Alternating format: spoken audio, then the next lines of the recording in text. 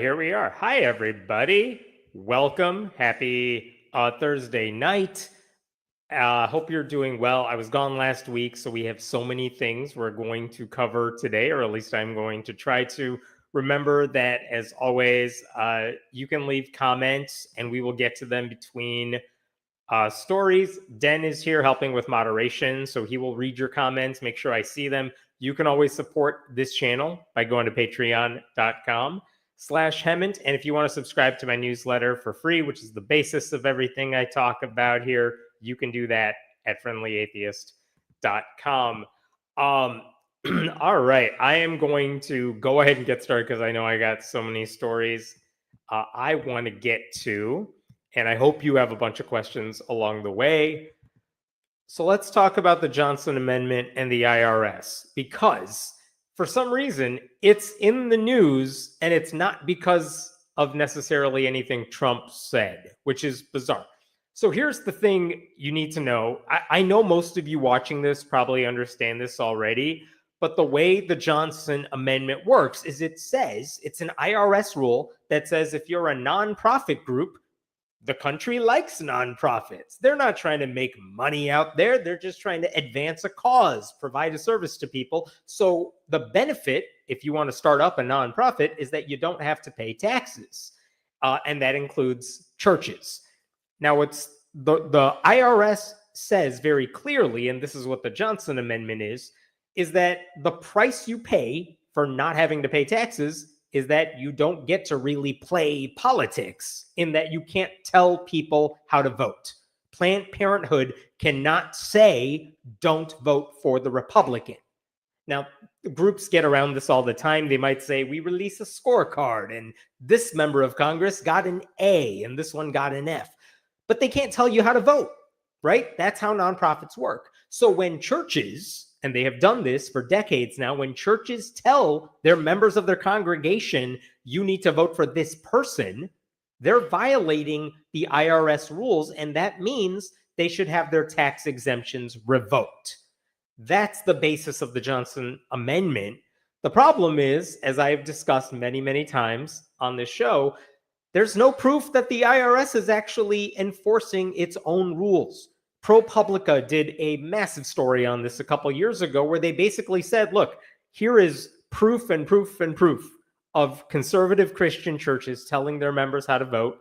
And as far as we can tell, the IRS has taken no action on any of this. I think in the past several decades, only one time has a ministry's tax exemption been revoked, and it's because they put a full-page ad in a newspaper that said vote for this candidate. Like, that was a little too egregious. And that's about it. Maybe one other time, but even that one's hazy. So the reason I bring all this up is that this week, I found out personally, this is news to me, that not only did the IRS investigate a church for violating the Johnson Amendment, like, they actually spoke with the church and they said, we're threatening to take away your tax exemption. And then the church fought back. And that's the story I want to tell you about, because it's interesting for a couple reasons that I'll get into as we talk about this. So let me take you back to like August of 2022. I may have made a video about this back at the time, and then I forgot about it until I was researching this story. But basically, August of 2022 in Florida, in a part of Florida, there is a church named Parkview Church. And the pastor of that church, his name is Greg Peters, he brought up on stage 3 candidates for the Flagler County School Board. And he basically told his congregation, you need to vote for all 3 of these people, because if you do and they win, conservatives will have a majority on the school board and they can do whatever the hell they want. That's the gist of what he was saying. I'm going to play you a clip of what he said, and then we will talk about it. All right. Let me play you this one clip. This is Pastor Greg Peters telling you about these candidates and why he feels it's so important to discuss this. In the 25 years that I've been pastoring Parkview, never one time in 25 years have I brought a political candidate to the platform. And so today I thought, if I'm going to do it, I'm going to do it right, and I'm going to bring 3. say, Pastor, why? Is the easy answer. For the souls of our kids. Franklin Graham said, the most important elected position is the school board member. And there's been so much in our world that has been going on. And there have been things that have happened in our school board over the last few years that have deeply disturbed me. And so today I've asked Jill Woolbright, Will Furry, and Christy Chong to come and be a part of our service. There are 5 school board members. The 2 opposing votes against a conservative agenda, the 2 opposing votes are not up for re-election. So the 3 seats that are being voted for, all 3 must be conservative in order for the school board to be flipped from liberal to conservative. All 3 of these candidates have been supported and backed by the 1776 Project, which the 1776 Project has overturned in excess of 40 liberal school boards in the last year across our country. They will rise up against a woke agenda, and they will seek to promote truth as it is spelled out clearly in your word. So that's what this guy talked about during his church service in 2022. What was he doing? That was a campaign rally. That wasn't like a random sermon that he just happened to talk about issues in the community. That was a campaign rally that took place during a church service. All right. And then, by the way, after he finished saying what he just said, he gave the mic over to those 3 candidates so they could make their pitch to the congregation for why you should vote for us. And none of them talked about like real issues. By the way, the pastor mentioned the 1776 Project. That's a right-wing political action committee that opposes educating children about systemic racism in American history. And they would rather promote this whitewashed, misleading version of what our past was like. And also, based on those candidates' statements, when they finally spoke, you get the idea that their only qualification to be on the school board is that they are devout Christians, because they weren't talking about real issues there. Okay. By the way, it's not like their opponents were anti-Christian. They were Christian too. But, and one of the ladies, the one closest to the pastor in that video wearing the red, her name was Jill Woolbright. She was the only incumbent on the school board running for re-election. The other 2 were brand new candidates.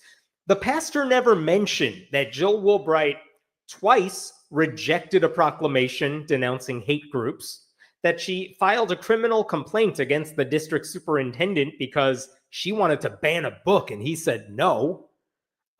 And also, he didn't mention that she responded to the COVID crisis by taking the side of COVID.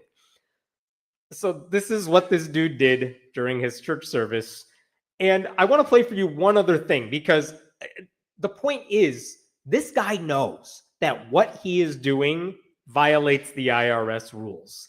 Like, so he's just going to go all in and say, I am telling you who to vote for. In fact, I was telling them, I've had more people this time around ask me, Pastor, who should we be voting for? Who should we consider voting for? And I've had a lot of people reach out to me. If you need a little bit more advice, because I know so many of you are new, Greg@ParkviewLife is my email. I'm more than happy to help. But from our platform, I wanted you to meet Jill and Will and Christy. And I want you to be praying for them and understand the critical importance of this school board election in particular. Again, there is no ambiguity about what he was doing. He is telling the congregation how to vote.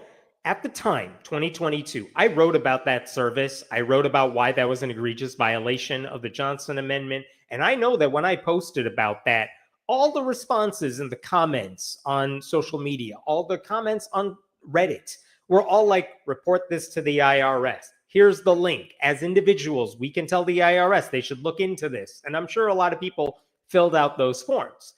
In addition to that, groups like the Central Florida Free Thought Community wrote a formal letter to the IRS saying, you need to look into this. But it's not like the IRS ever responds to you and says, hey, thanks for your email. We'll get right on that.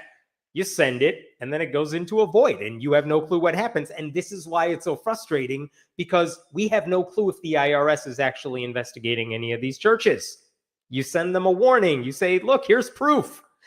I've said this before too. For many years, there was a thing called Pulpit Freedom Sunday, where a lot of conservative Christian pastors videotaped themselves endorsing candidates from the pulpit and then directly mailed video cassettes to the IRS saying, look what we did, come after us, we dare you, because they wanted to take this to court because they don't think the Johnson Amendment is legal. But again, the IRS never did anything about it. Okay, so that church I just showed you, all that stuff happened, pastor endorses the candidate. Well, that one lady who was one of the school board, the incumbent, Jill Woolbright, she actually was doing a little road trip that weekend. She went to several churches that weekend to make her pitch.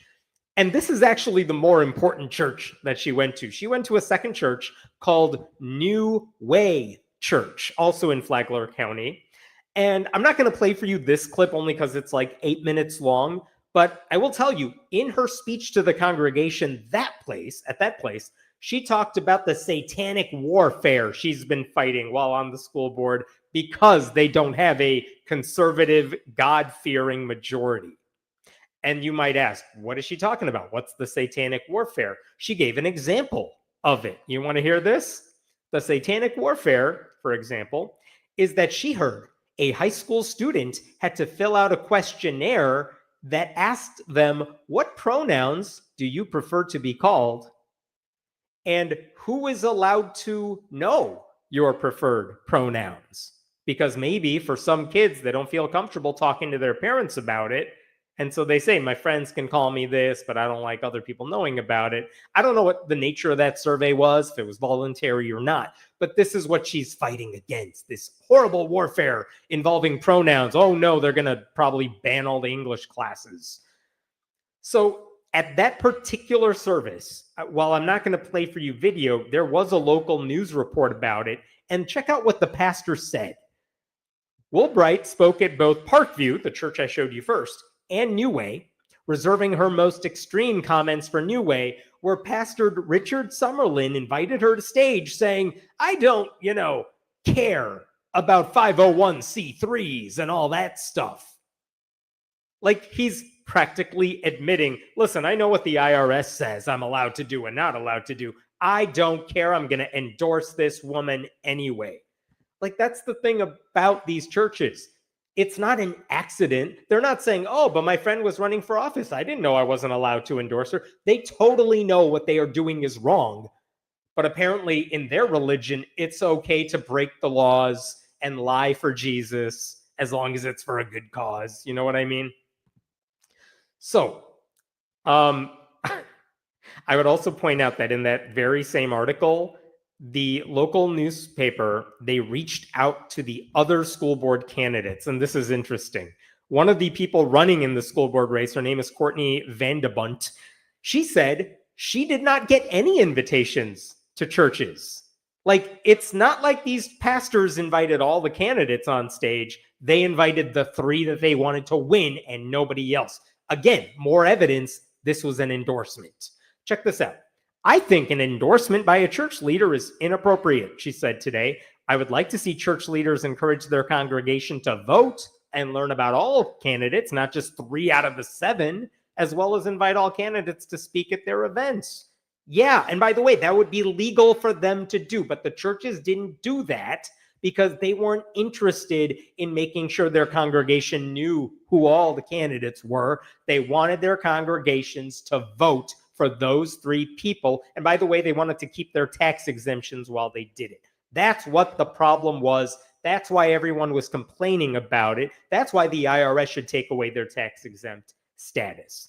So 2 things happened after those churches endorsed those candidates. And I did not talk about this in 2022 because honestly, I just didn't follow up on this story. I was waiting for the IRS to do something, which was dumb on my part.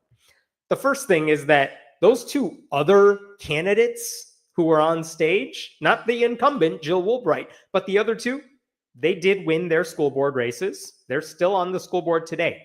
Jill Woolbright, the one who did the road trip of churches, she actually lost that race. She was off the school board. They did not get their conservative supermajority that they wanted. So that's interesting. But here's the other thing. After all those people talked to the IRS, it turns out we now have proof that the IRS did investigate at least the second church where that lady talked about satanic warfare. Now, maybe the IRS investigated the first church, the one I played you the clips of. I don't know. But we have proof they investigated the second church. And I know they did it because, look, we have a copy of the letter that the IRS sent the church. Check this out. I'm going to scroll a little bit here so you can see this. This is from, you can see it's IRS letterhead. Look at the date above my head here. June 14th, 2024, because they took their sweet time. But look at this. Dear New Way Christian Fellowship, why we're sending you this letter. We have some questions about your tax-exempt status as a church under as a 501c3 church, or as a 501 church. Our concerns are based on information we are in possession of, indicating you may have conducted political campaign intervention activities, which are prohibited under the rules. And so they basically say, look at this paragraph at the top of the screen here. I have a reasonable belief that you may not be tax exempt as a church because you were endorsing those candidates. I am approving this church tax inquiry. So basically what the IRS is doing is saying, listen, we heard some stuff about you. We have proof that you did some stuff. So we just wanted to ask you some questions about it, which again, that is more than we have ever seen the IRS do for any church. And if you scroll down here, after a couple, just legalese, who cares? We get to the heart of the matter here. So check this out. This is from the IRS. They asked questions to this church, just saying, look, just answer our questions. Maybe this is a misunderstanding. It's just a silly misunderstanding. We'll let it drop. But can you go ahead and just try to answer some of these questions? And look at how simple these questions are. Number one, here's a URL to a video. This is actually a video of Jill Woolbright speaking at that second church that was posted by a news organization, the one that wrote the article about what she did. So they say, hey, here's a video of her speaking. Does that accurately reflect her speaking at a church function at your church in 2022? If yes, how many people were in attendance? In what capacity were they there? Basically saying, was this a church service or was this something else? Maybe it was something else, in which case we'll all go away. But if it was a church service, we got a problem. Letter B. Also, the reference video appears to have been published by a local news organization. Did you all publish this through your church? Because if the church posted a live stream of their sermon online, you could make the argument, yeah, they want everyone who follows their church to vote for this candidate. But if they, if she spoke to the congregation, but they didn't stream it, that's a point in the church's favor. You know what I mean? And part C, why'd you let her speak? If this was an official church function, these are good questions. I would like to know the church's answer to these questions. And they ask other questions too. If I like this one too, I'll stop here, but look at 2A. If you believe what she said in the video is not prohibited campaign intervention, tell us why. Maybe we're all misinterpreting this thing. So we'll give you a chance to explain yourselves. So they went through pages of these questions. Are you aware that this is not okay? Are you aware this violates your tax-exempt status? Have you done anything like this during that election that we didn't talk about yet? These are all very good questions. And I cannot believe the IRS actually asked them, because this is what church-state separation proponents have been wanting the IRS to do forever. So they did it. That's amazing. But that's just asking the question. That doesn't mean the IRS is actually doing anything about it, right? So we also have a follow-up to this, which is that the church did not respond to that letter.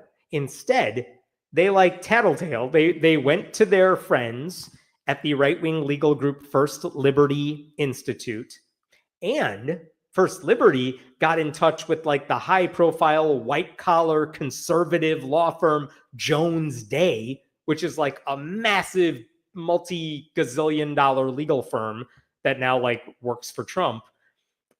Those two groups got together and they wrote a response to the IRS that basically boils down to, how dare you ask this church about what it is that they do? So this is the response that the church's lawyers sent back to the IRS. We represent New Way Christian Fellowship. I'm not gonna read all this, but look at this. At the very bottom. Here we go. Moreover, we are concerned that the IRS's inquiry into New Way is selective and inconsistent with the policies and practices of the sitting Biden-Harris administration regarding political candidates speaking at houses of worship. For these and other reasons explained more fully below, New Way respectfully requests that you shut this shit down right now. Like, the lawyers are telling the IRS, you all need to go away. How dare you ask us anything about any of this? And without getting into the legalese part here, let's just look at their answers to the questions, because they spent a lot of time explaining why they don't believe the Johnson Amendment should be legal. But look at this. Number 1, responses to the IRS's inquiry.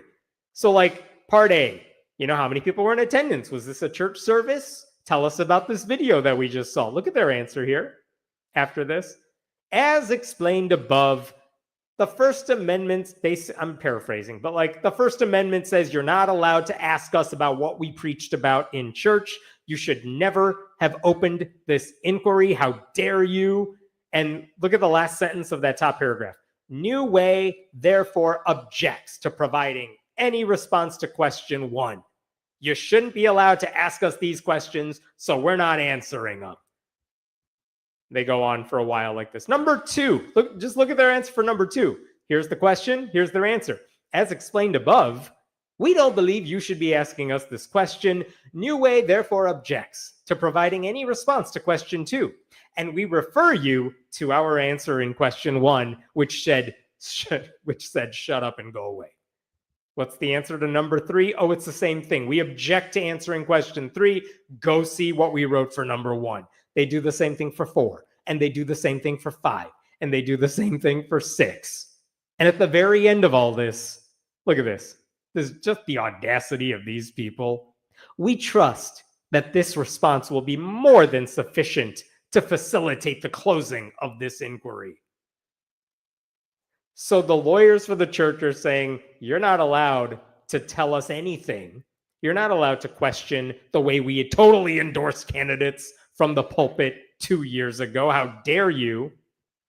And they just want the IRS to go away. Now, one thing I will say is that the conservative lawyers pointed out that this also happens with liberal churches. In fact, in 2020, leading up to that presidential election, I believe they said something like Kamala Harris, some black churches endorsed Kamala Harris. And you know what? I think there was proof of that happening. That's true. And that should not happen. And that church should also lose its tax-exempt status. But if we're playing this apples to oranges game, endorsing candidates happens a lot more frequently on the conservative side. And it is ironic to me that they're like, well, you let Democrats get away with it. Well, if your argument is everyone should get away with it, who cares who did it? I don't know why you're like, well, they did it over there too. And here's all the church-state separation people saying, yeah, punish all of them for doing this. So this is what the lawyer said to the IRS. It's very annoying. And the reason I bring all this up now is this is what just appeared on First Liberty's website this week. IRS closes investigation of church after attorneys with First Liberty Institute step in. First Liberty announced that the IRS said, we're not going to ask you any questions. We're just going to go away. Let's pretend this all never happened. And you could see the quotations from the lawyers here. First Amendment rights don't end when a pastor, church member, or even a political candidate steps on the platform of church. You know what that's called, by the way, what he said right there? That's called an admission. They're admitting they endorsed a candidate during a church service on stage. And their argument is, Too bad, so sad. What do you want from us? And then this guy from First Liberty says, we are pleased that the IRS not only closed its investigation, but affirmed that this church's activities of praying for political candidates during church service do not threaten its tax-exempt status. Let's just stop there for a second. You're telling me, I get that the IRS closed the investigation, but you're saying they affirmed that what you did is okay? Really? That would be shocking. Are you telling me the IRS says the Johnson Amendment is no longer in effect? I would like to know more about that. But the second thing is, look at what this guy, this motherfucker, what did we do? We were just praying for political candidates. No, they weren't. Again, these people just lie all the time because they are Christian and they think they can get away with it. They were not praying for the candidates on stage. No one cared. No one would care if people said a prayer for the candidates. That's not what this is about. They endorsed the candidates. They told the congregation how to vote. That's what people are mad about. And these asshole lawyers are like, these people are just mad at us because we prayed for some people. No, they're lying. They're conservatives, so it's what they do, but that's a lie. No one cares about prayer. And then the Jones Day guy says the same thing. We're grateful that the IRS has recognized that this fundamental freedom applies when Americans come together in worship service. It's about endorsing a candidate. What the hell? What the hell? So I was curious, what did the IRS actually say? And they did post the letter from the IRS. I'll show you the entire thing because it's like one sentence long. It's just that top paragraph. Dear New Way Christian Fellowship, we recently asked you about some stuff. Yeah. I got it. And look at this. It's the next paragraph. We determined that your organization's activities continue to allow you to be exempt from paying federal income tax under the 501c3 rules. That's all they said. Now, is the IRS saying you are allowed to endorse candidates? No, they are not. Are they saying the Johnson Amendment is not in effect? No. They're just saying, look, whatever it is you did, fine. We're going to pretend this never happened. We won't question it. They didn't say the church endorsed a candidate and the IRS is ignoring it. They're just saying we're ignoring it.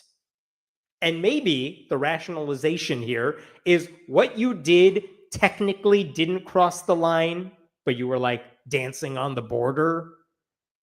I don't know. The IRS doesn't explain. The IRS never explains. But the bottom line is that the IRS folded. They are just shutting down the inquiry. It's frustrating. I mean, I don't know what to do with that. At that point, all you do is throw your hands up and surrender because the system is not working.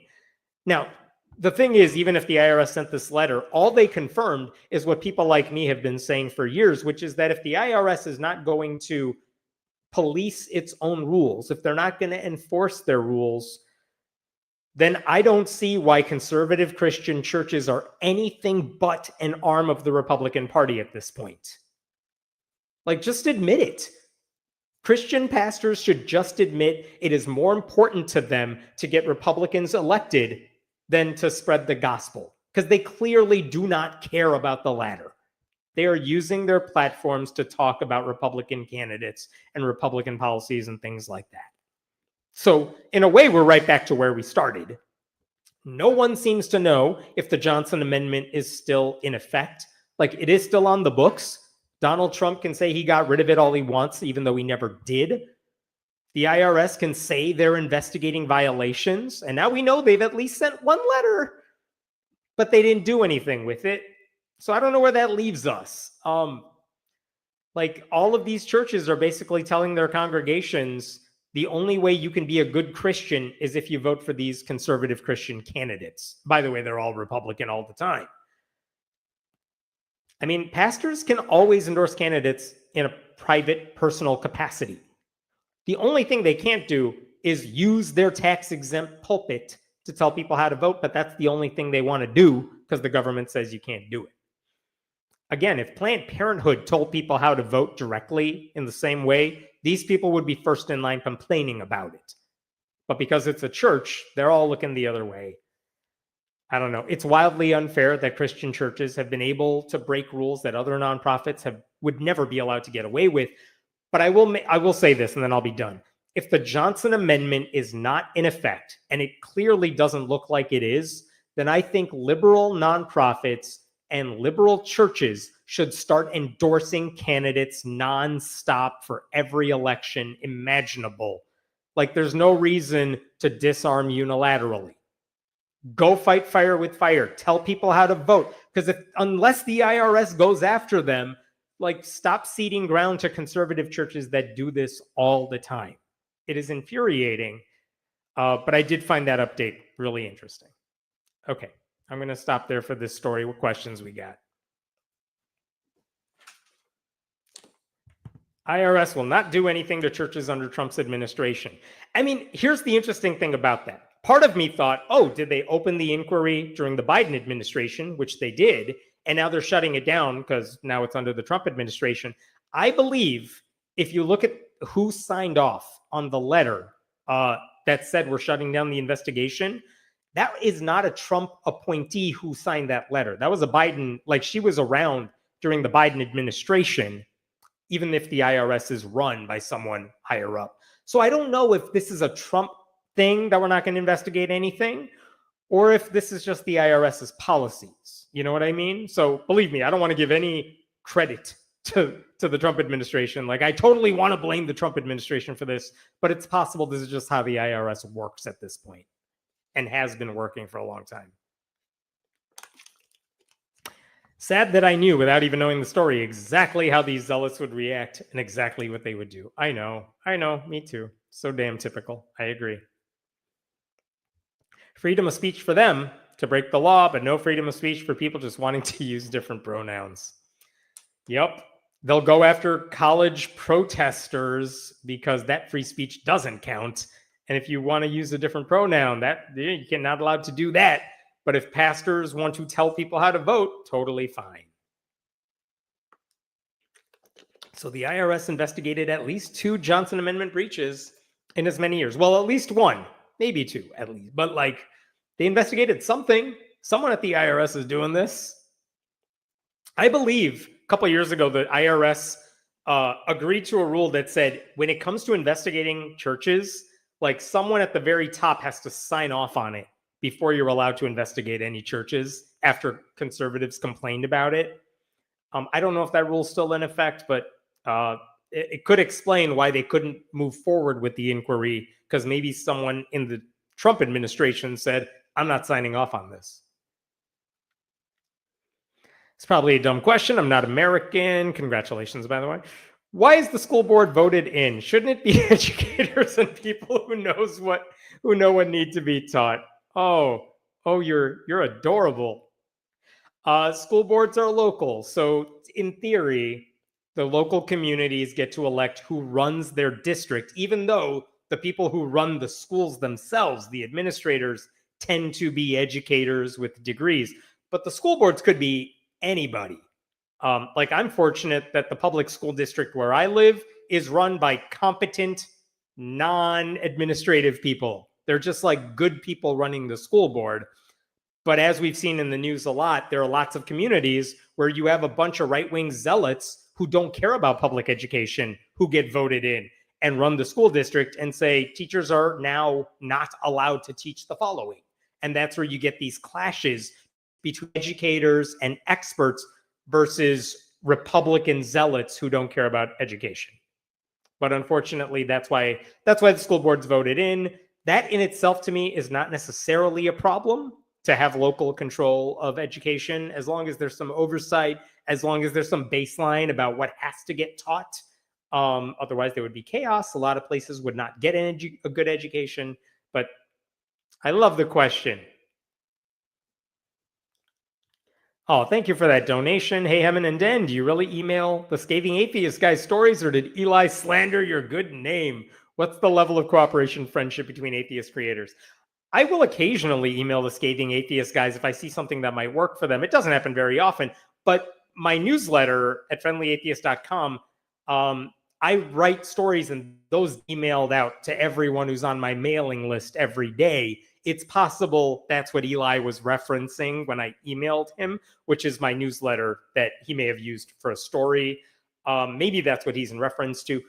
But what's the level of cooperation, friendship? It's probably exactly what you expect, which is, yeah, I'm friendly with some creators who do atheist content. I've interviewed some of them on this channel. I actually just worked with a genetically modified skeptic on a video that he's working on that will come out on his channel soon. It just depends on the people. I know Seth Andrews has done a lot of stuff highlighting different creators, but it's nice to see. There's a lot of people who are wonderful at what they do, and it's fun to be able to use one platform to highlight other people. All right, I'm going to jump to story number 2 out of 73. There's a lot. I feel like I missed last week, and yet I missed so many different stories as a result. But I tried to limit myself to the ones that I felt were important. So it's not everything. Okay, let's talk. Ooh, okay, if you don't know this story, this should be very interesting. So it turns out if you're Mormon, and maybe you all know this if you grew up in the Mormon church or knew people who were Mormon, there is a thing that they call seminary, which is basically religious education class. Some people go to Sunday school to get religious education, but in the Mormon church, they gotta indoctrinate you when you're young, because right when you're done with high school, you might have to go on your mission trip for a couple years, right? So they need to get you into the fold early. Now, there's a couple ways they do that. Let's say you go to a public high school. What are you supposed to do? When are you supposed to get your religious education classes? There's a few options. One is something we've talked about before, which is released time. Maybe you'll leave your school in the middle of the day, get taken to a local LDS church, and then return back to school the following period and continue with your school day. That's one option.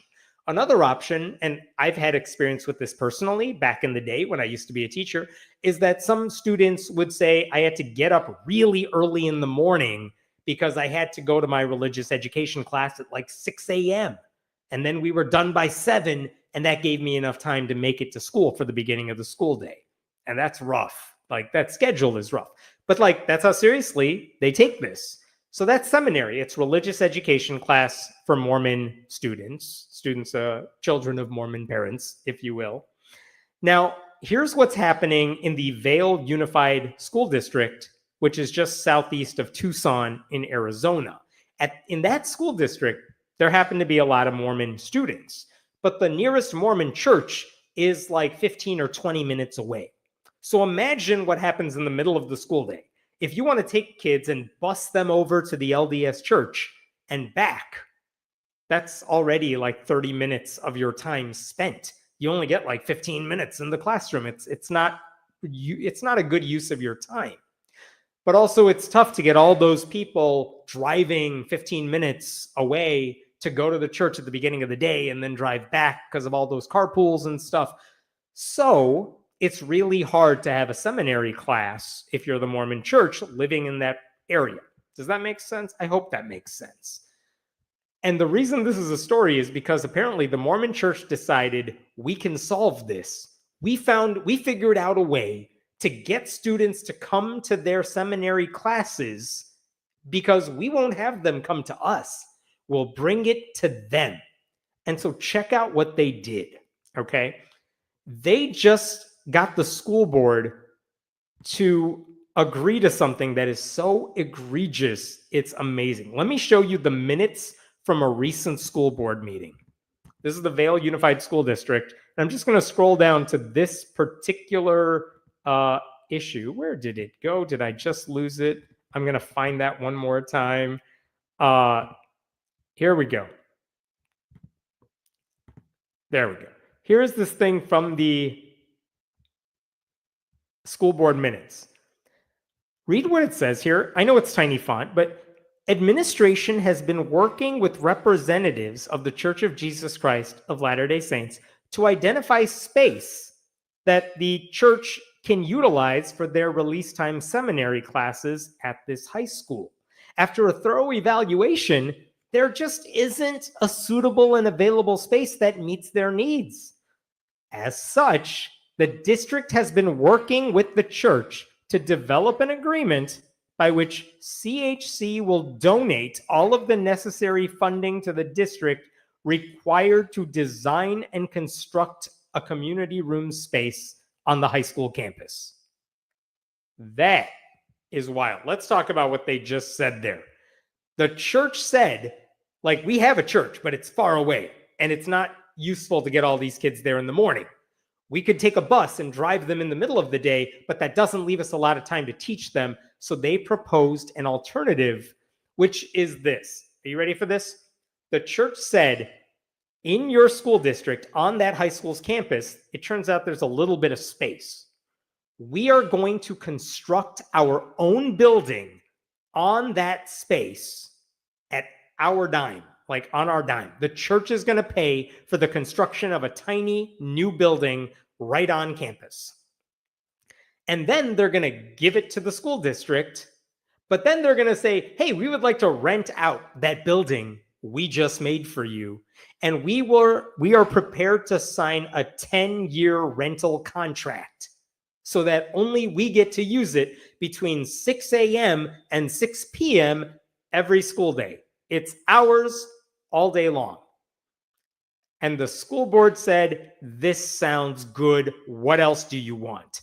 And then the church said, we would also like 4 parking spaces in your parking lot just for us. And the school district said, yes.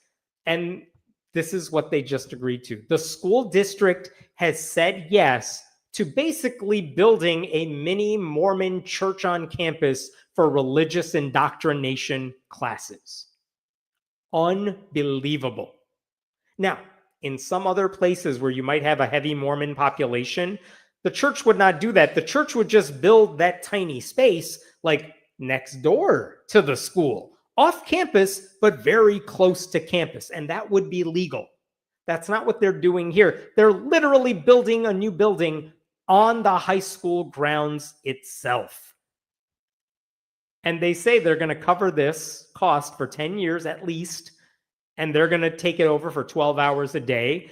And by the way, the church also said, when we're not using it, you guys can use it. The school district can use it for whatever you want. But during the hours, it's ours. Yeah, we're using it for religious classes. You might ask, what's the rent they're going to pay for this? The rent comes out to $100 whopping dollars per month. And if you're thinking, that seems a little low for space. Yeah, it totally is. They're renting the space for $100 a month, and that's way below market value. More on that in a second. And the church also agreed to pay $500 a month for electricity, sewer, janitorial, maintenance services, things like that.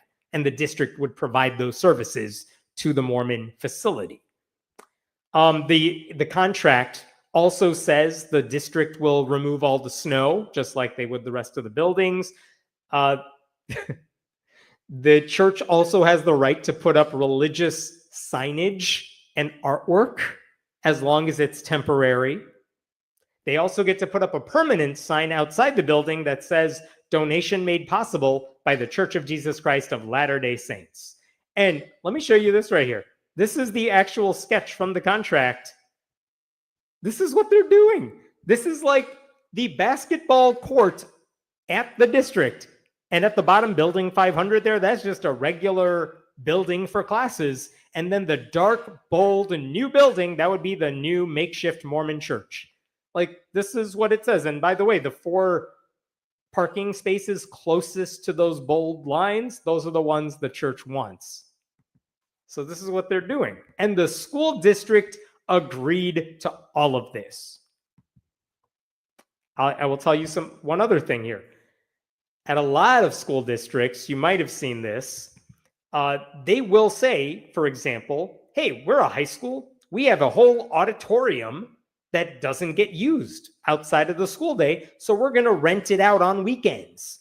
District makes some money, and the community gets to use that space. And a lot of churches that don't have their own buildings might say, that's a great space for us. We want that auditorium. So they will rent out the auditorium on Sunday mornings, and they have to pay rent, and they're allowed to put up signs that are temporary. And, by the time they're done with their space and their sermon, like you would never know they were there. That's how it's supposed to work.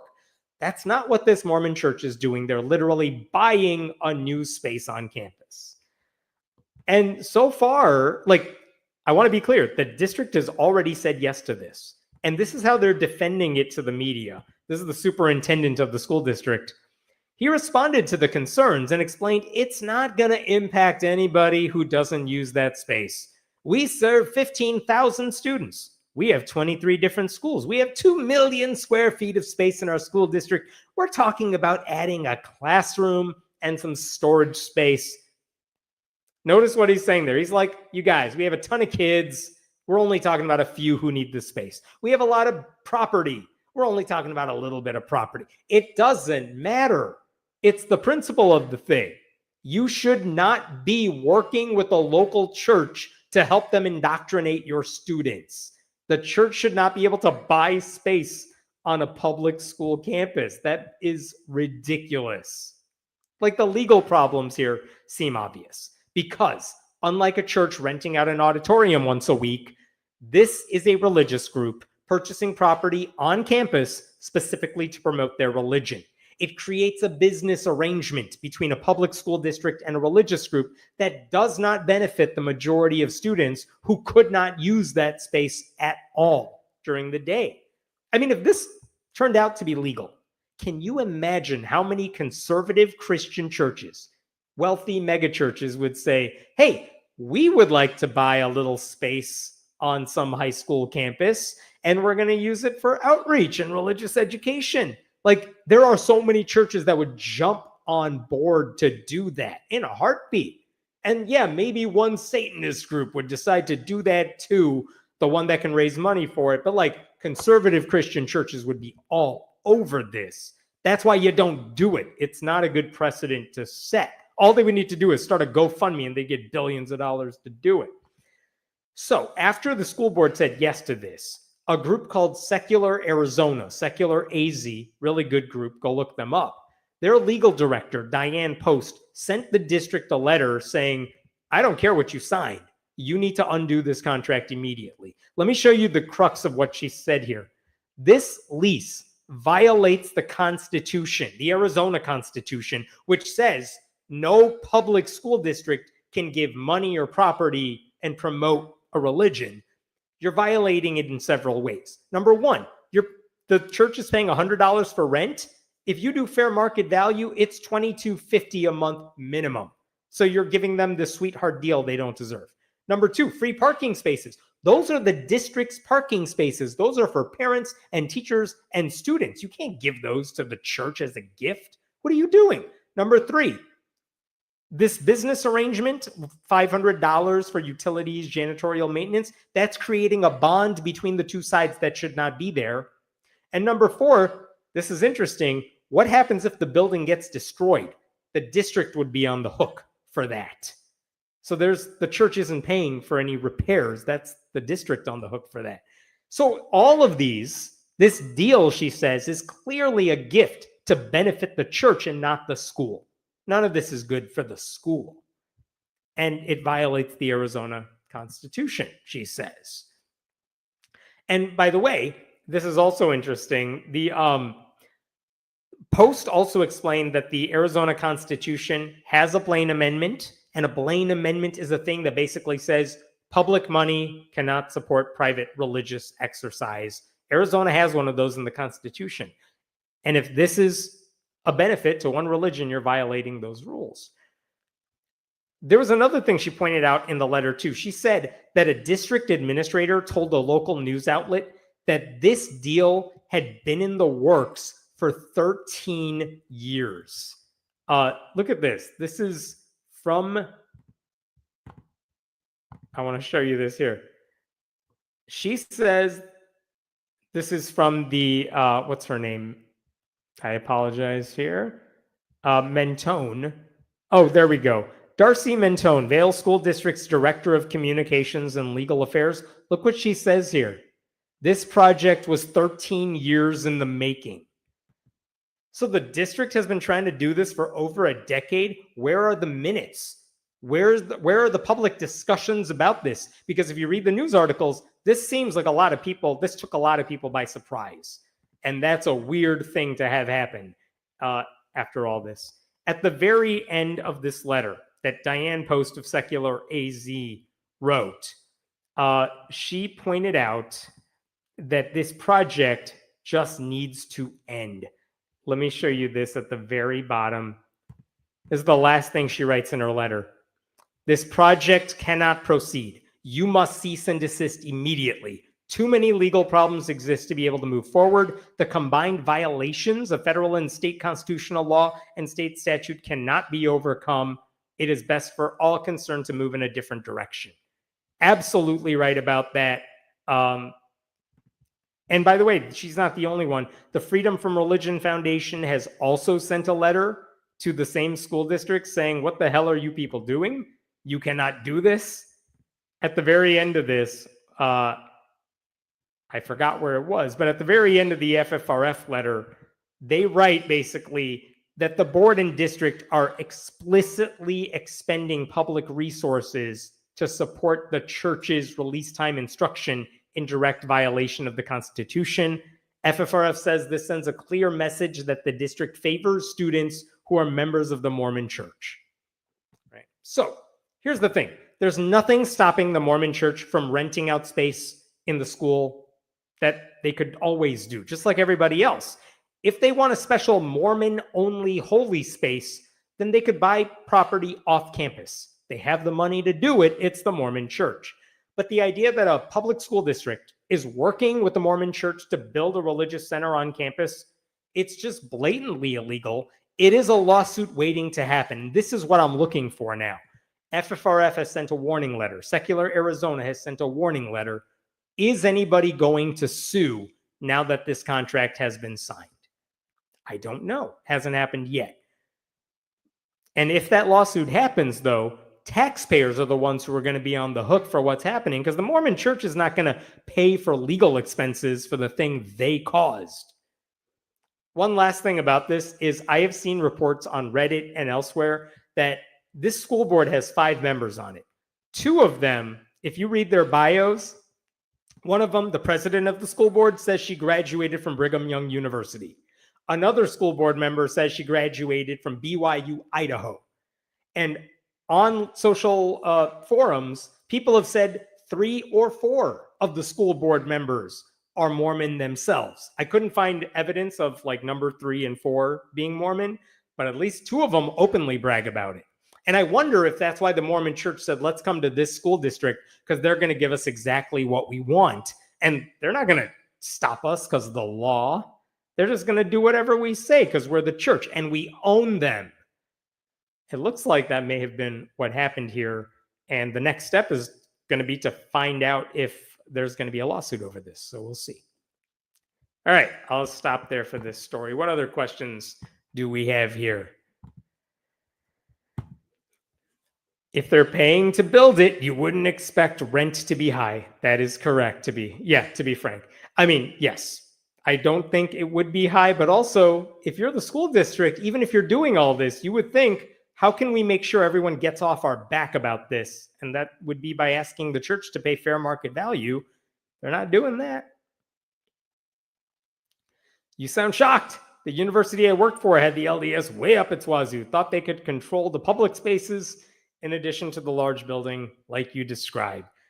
Listen, it's possible this has happened many places before, but at least as far as public high schools are concerned, this is the first time I've heard a story of a church building property right on campus, because people have even chimed in to say they had the church built, like rent out space next door to the school or across the way, not right on campus. Because even in those previous examples, it seems like those school districts knew you can't do it on our property.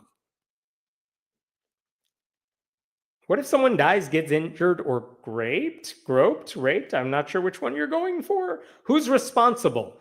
I think, as far as I could tell, the district was pretty clear that the district is on the hook for liabilities. The church is just paying for like maintenance, janitorial, things like that. But if anything goes wrong, it is on district property. That's the problem.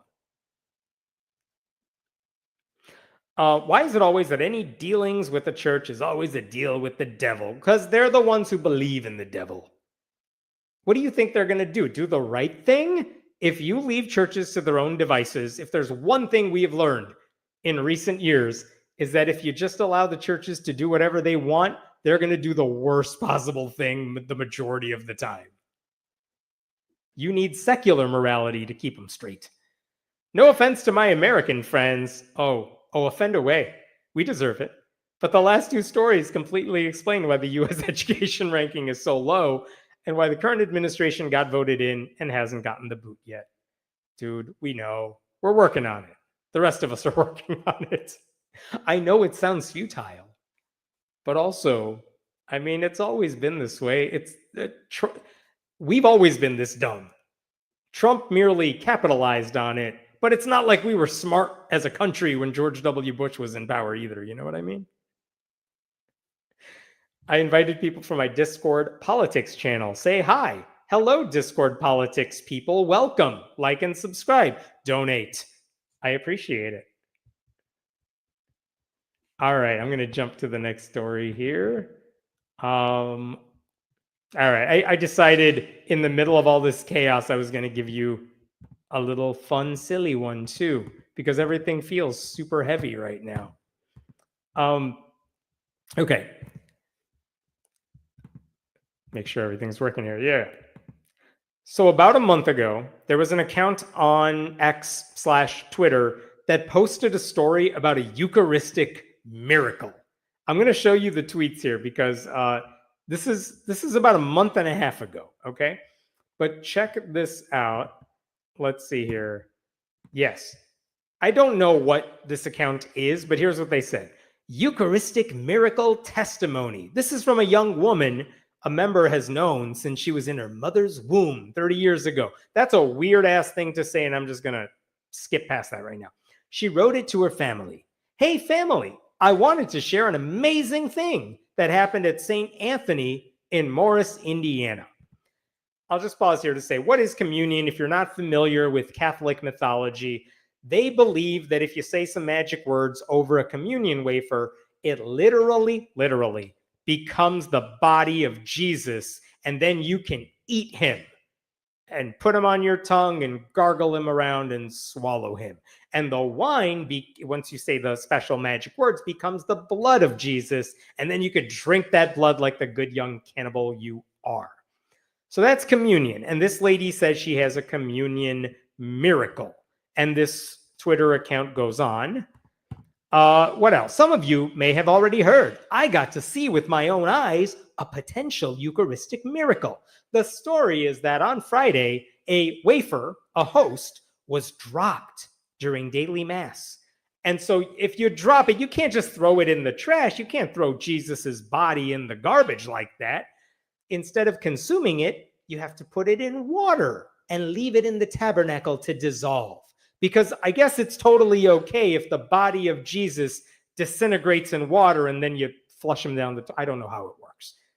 But a few hours later, after they put the wafer in the water, the priest found another host that had been dropped somewhere and placed that in the tabernacle as well. So now we got two Jesuses, two Jesi that are floating in the water, having a little pool party there. What happened next?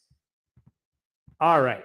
So when whatever that person is was preparing for Saturday evening mass, she opened the tabernacle to see if the hosts had dissolved yet and found spots of blood. The body of Jesus, you guys, he's bleeding. He's thousands of years old and dead, but he still has blood contained in the wafers. And once you say the magic words and it becomes the body of Christ, you also get the veins? I don't know the biology of that, but okay. She immediately showed the priest. They removed it from the water and kept it in the tabernacle. When I saw it today, it looked like a very, very thin piece of skin with blood on it. Yikes, that's very descriptive and weird and creepy. And by the way, you might be asking, I would like to see a picture of this skin, this Jesus skin we're talking about. Well, don't worry. They posted that too. Here you go. Here's the Jesus skin. There's the Jesus wafers that have dissolved and they look like they have blood spots on it. And that's the thing. These people are just saving, because what else are you going to do? It's the body of Christ right there. That's like, how many, I mean, perpetual question. How many of these wafers would it take to make a full Jesus? A couple thousand, maybe? I don't know. You got 1% Jesus right there. So that's the story. They found the miracle. Jesus was bleeding and they captured it and they trapped him like it's a Ghostbuster movie. And so anyway, if you're not convinced, yeah, you're not alone. But here's the amazing thing. The archdiocese has to take this shit seriously because they got nothing else to do. What do you think they're doing in their spare time? Going after predator priests? No. So they took this very seriously. So back in March, about a month ago, the Archdiocese of Indianapolis is currently investigating a possible Eucharistic miracle. The Archdiocese of Indianapolis is aware of a reported occurrence that took place at St. Anthony Catholic Church in Morris, Indiana. A careful investigation with assistance from a professional laboratory is in progress, because now they're going to use science. They ignored it, everything we've said up to this point. They just throw science out the window. But now we got to investigate these wafers and find out about the blood. I would like to know Jesus's blood type. I would like to know. You would think he's a universal donor, but at this point, wouldn't it make sense if he's like the universal recipient? He can only accept blood, but he can never dish it out. I would believe that at this point. But it does make me laugh that they're like, we got to take these wafers to a lab. Say, scientists, stop working on cancer research. We have actual work for you to do. Can you put these under the microscope and tell us what this is? What do you think they're going to discover? And I know some of you already know where I'm going with this, but humor me for a second, because the story is just not serious. I'll give you a spoiler. It's probably not a miracle. And one of the reasons I know that is because this story has happened so many times before. This is a story from 2012, because the same thing happened in, I believe, Minnesota. This is the headline: Blood Red Host is no miracle. This is, again, from 2012, because the same thing happened. They sent it off to a lab, and look what they found out. Exhaustive biological analysis by an independent scientific laboratory has determined that the reddish coloration on the Holy Communion host fragment that was kept in a water solution was caused by a fungus. So we threw it in the trash. It was bacteria. Of course it was bacteria. And they took it this seriously. Here's another story from 2015, because the same shit happened in Utah. But look at this one. Diocese of Salt Lake City's report. They issued a report on the investigation into the bleeding host at this church. What did they find? Summary conclusion, 2015. It was alleged that a consecrated host, communion bread wafer, from this church appeared to be bleeding. A thorough investigation has concluded that the host did not bleed, but the change of appearance in the host was due to red bread mold. Like, this is the same magician doing the same magic trick 100 times, and like time 99 rolls around. We've all seen the trick. We all know how they do it. And some idiots, they're like, oh my God, how? How could it be possible? Like, dude, were you not paying attention to all the other times they did the trick? So anyway, they sent this thing in Indianapolis. They sent it off to a lab. They got all the doctors off this cancer research, and they got them working on the wafer. And recently, they issued a report on this, and you'll never believe what they found. I'm just going to highlight this right here. This is a comment. I would usually assume this species of bacteria, since it's absolutely everywhere. Hold that thought for a second. Let's see. Here's the report from the Indianapolis Church. The Archdiocese said in a statement that laboratory analysis of common bacteria had caused the discoloration. We found a biochemical analysis, blah, blah, blah, revealed the presence of a common bacteria found on all humans. No presence of human blood was discovered. The host had fallen, and was later discovered with red spots, and biochemical analysis found that the discoloration was due to common bacteria and fungus. The results indicate the presence of fungus and 3 different species of bacteria, all of which are commonly found on human hands. Surprise! Yeah, it's bacteria. It's actually the same bacteria our commenter just talked about. Like, none of this is a surprise. You didn't need a scientist to tell you any of this. You could have just gone to a kindergartner and they would have told you the same damn thing. It is funny to me that they're like, oh, this miracle occurred. We're going to get outside scientists like cracking on this. But then when it comes to Mother Teresa and we have to decide if she's a saint and we need to confirm if 2 miracles occurred, it's like, oh, are you going to go to the scientists about those potential miracles? And they're like, no, we're good. We're just going to call them miracles and make her a saint. It amazes me. This is how they prioritize getting to the truth. Like, this time, they're going to use science and every possible tool at their disposal to discredit the potential miracle. But it's like, hey, I think that priest is a predator. They're like, give us 20 years and we're going to make a list and then we're going to hide it from you. Like, these people could do stuff if they actually wanted to. And this is a clear example of that. I know I made a video about this like a year ago. There was a Connecticut priest who was taking a bowl of consecrated wafers and putting them in people's mouths. And at the end of the mass, he looked at his bowl and it turned out to be full. And he's like, oh my God, Jesus is multiplying in my bowl. It's a miracle. And it turns out the most logical explanation is some altar boy was probably just filling the bowl as they were putting the wafers in people's mouths. Like, it's not a hard one to figure out. But let me just say this and then we'll move on to a different story. Let's suppose they were right. Let's suppose the wafer, they did the biochemical analysis and the scientist said, yeah, it really is blood and there's no way it could have gotten there, some other contamination or anything. It's the blood of Christ. If that happened, I think that would actually be a bigger mark against Catholicism. Because you mean to tell me of all the miracles God could have done, this is the one he chose? Are you kidding me? Kids are dying from gun violence. Cancer wards still exist. Democracies are crumbling all over the world. But God made his presence known by turning an unused wafer slightly red. Like, why would anyone want to worship a God who has the power to perform miracles, yet only chooses the dumbest ones? Like, the idea that anyone spent time investigating this total non-event is such a damning indictment of the Catholic Church altogether and their priorities and which stuff they got to really jump on because we need the truth. We need to get to the bottom of this. It's about a wafer that fell on the ground and not anything that actually affects people. Anyway, okay, I'll pause there. What other questions we got here? This story needed a trigger warning. I am sorry. I know it's extremely traumatizing. Yes. Soggy Christ. It's a good one. Yeah.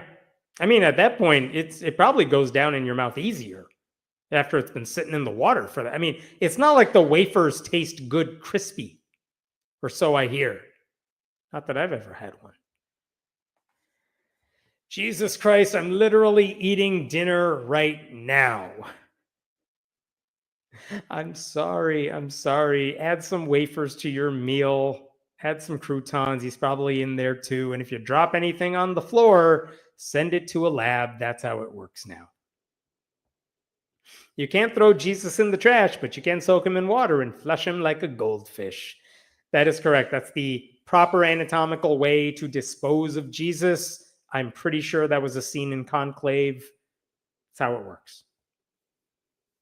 Ew, it's in a locket. I swear, they were holding these things like they were a baseball rookie card. Like they thought this could be something. They took good care of it. After billions of people ate pieces of Jesus over the last 2,000 years, how much is left? 42%. Yep, scientific fact. That is how much Jesus is left. And it's like the sun running out.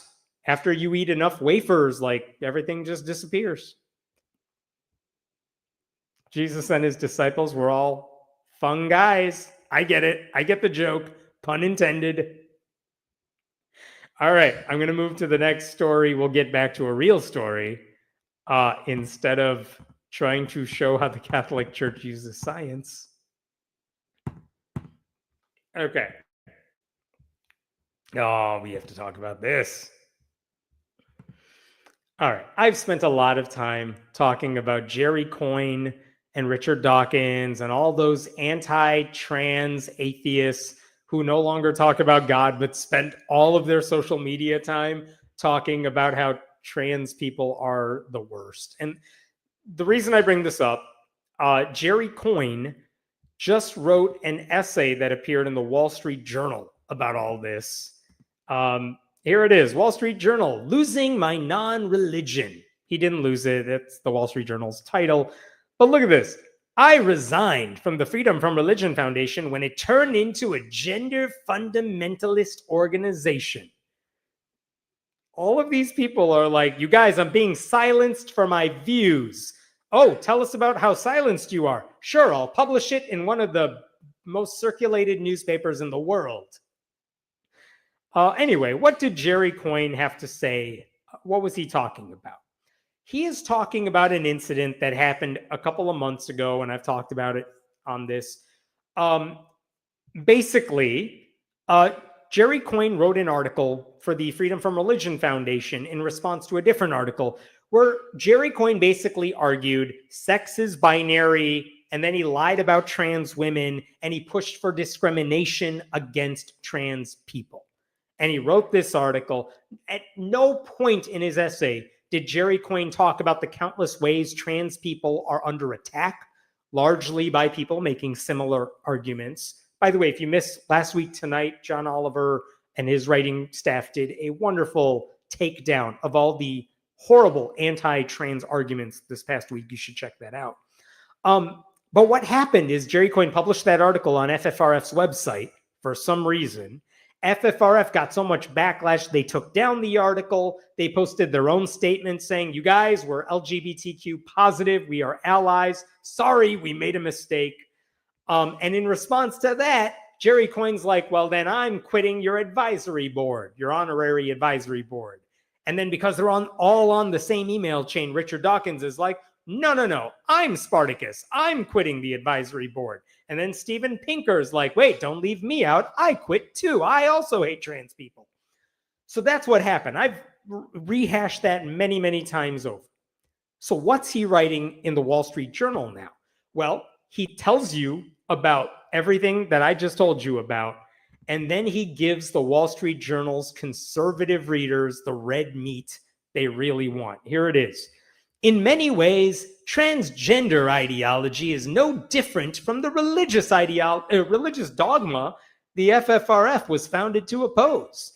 And now he's trying to compare trans talking points, or basically justification for why trans people should have rights and exist, to religious fundamentalism. It insists that on doctrines that are palpably untrue, trans women are women. Engages in circular reasoning, a woman is whoever she says she is, and affirms mind-body dualism. Your self-concept is more real than your actual sex. It also makes anathema of heresy and blasphemy by tarring dissenters as transphobes, attempts to silence critics who raise valid counter-arguments, seeks to proselytize children in schools, and excommunicates critics. J.K. Rowling is the best known example. I don't know, man. I feel like she's still selling a lot of books. She's not silenced. Like religious fundamentalists, proponents of these views have a fierce conviction that they're morally correct and know what's best for you in society. To disagree is to be immoral, sinful, you might say. So you see, everyone, trans rights advocates are just like religious fundamentalists. That's his argument for the conservative audience. And it all reads like someone who's still never had a single conversation with a trans person, but still pretends to be an expert anyway because he got a degree in biology decades and decades ago. Like, I'm not really interested in trying to explain biology to a biologist because he is a biologist and that's great, but he is not an expert on this subject. But I am intrigued of his claims of being silenced for telling the truth, because the one thing he doesn't mention in this essay, and I looked for it, and it's really the only thing I really cared to look for, is he purposely did not mention the blatant lies that he spread in his FFRF piece, which is kind of the reason everyone got so mad about it. Okay, because let me show you what he wrote for FFRF, because this is the part that I think was the biggest issue. Check this out. This is what he wrote in FFRF article, which, by the way, is still accessible online, even though he says they took it down, but you could still read it online. Look at what I highlighted. This is from Jerry Coyne's essay. Transgender women, for example, should not compete athletically against biological women. That's a complete sentence right there. Trans women should not compete in athletics, not just at professional levels, but at the high school level, middle school level. They can't play sports. They can't do it. It's unfair. Again, John Oliver did a great takedown on this last week. Go watch that. What else does Jerry Coyne say? Trans women should not serve as rape counselors and workers in battered women's shelters. They can't. What if they're qualified? What if they have a degree doing exactly that? Jerry Coyne says, nope, if you're trans, you're not allowed to have that job. It's just blatant discrimination against trans people because he doesn't care about their qualifications. He just says, sorry, that's a job that's off limits to you because too bad. And he also says, if convicted of a crime, trans women should not be placed in a women's prison.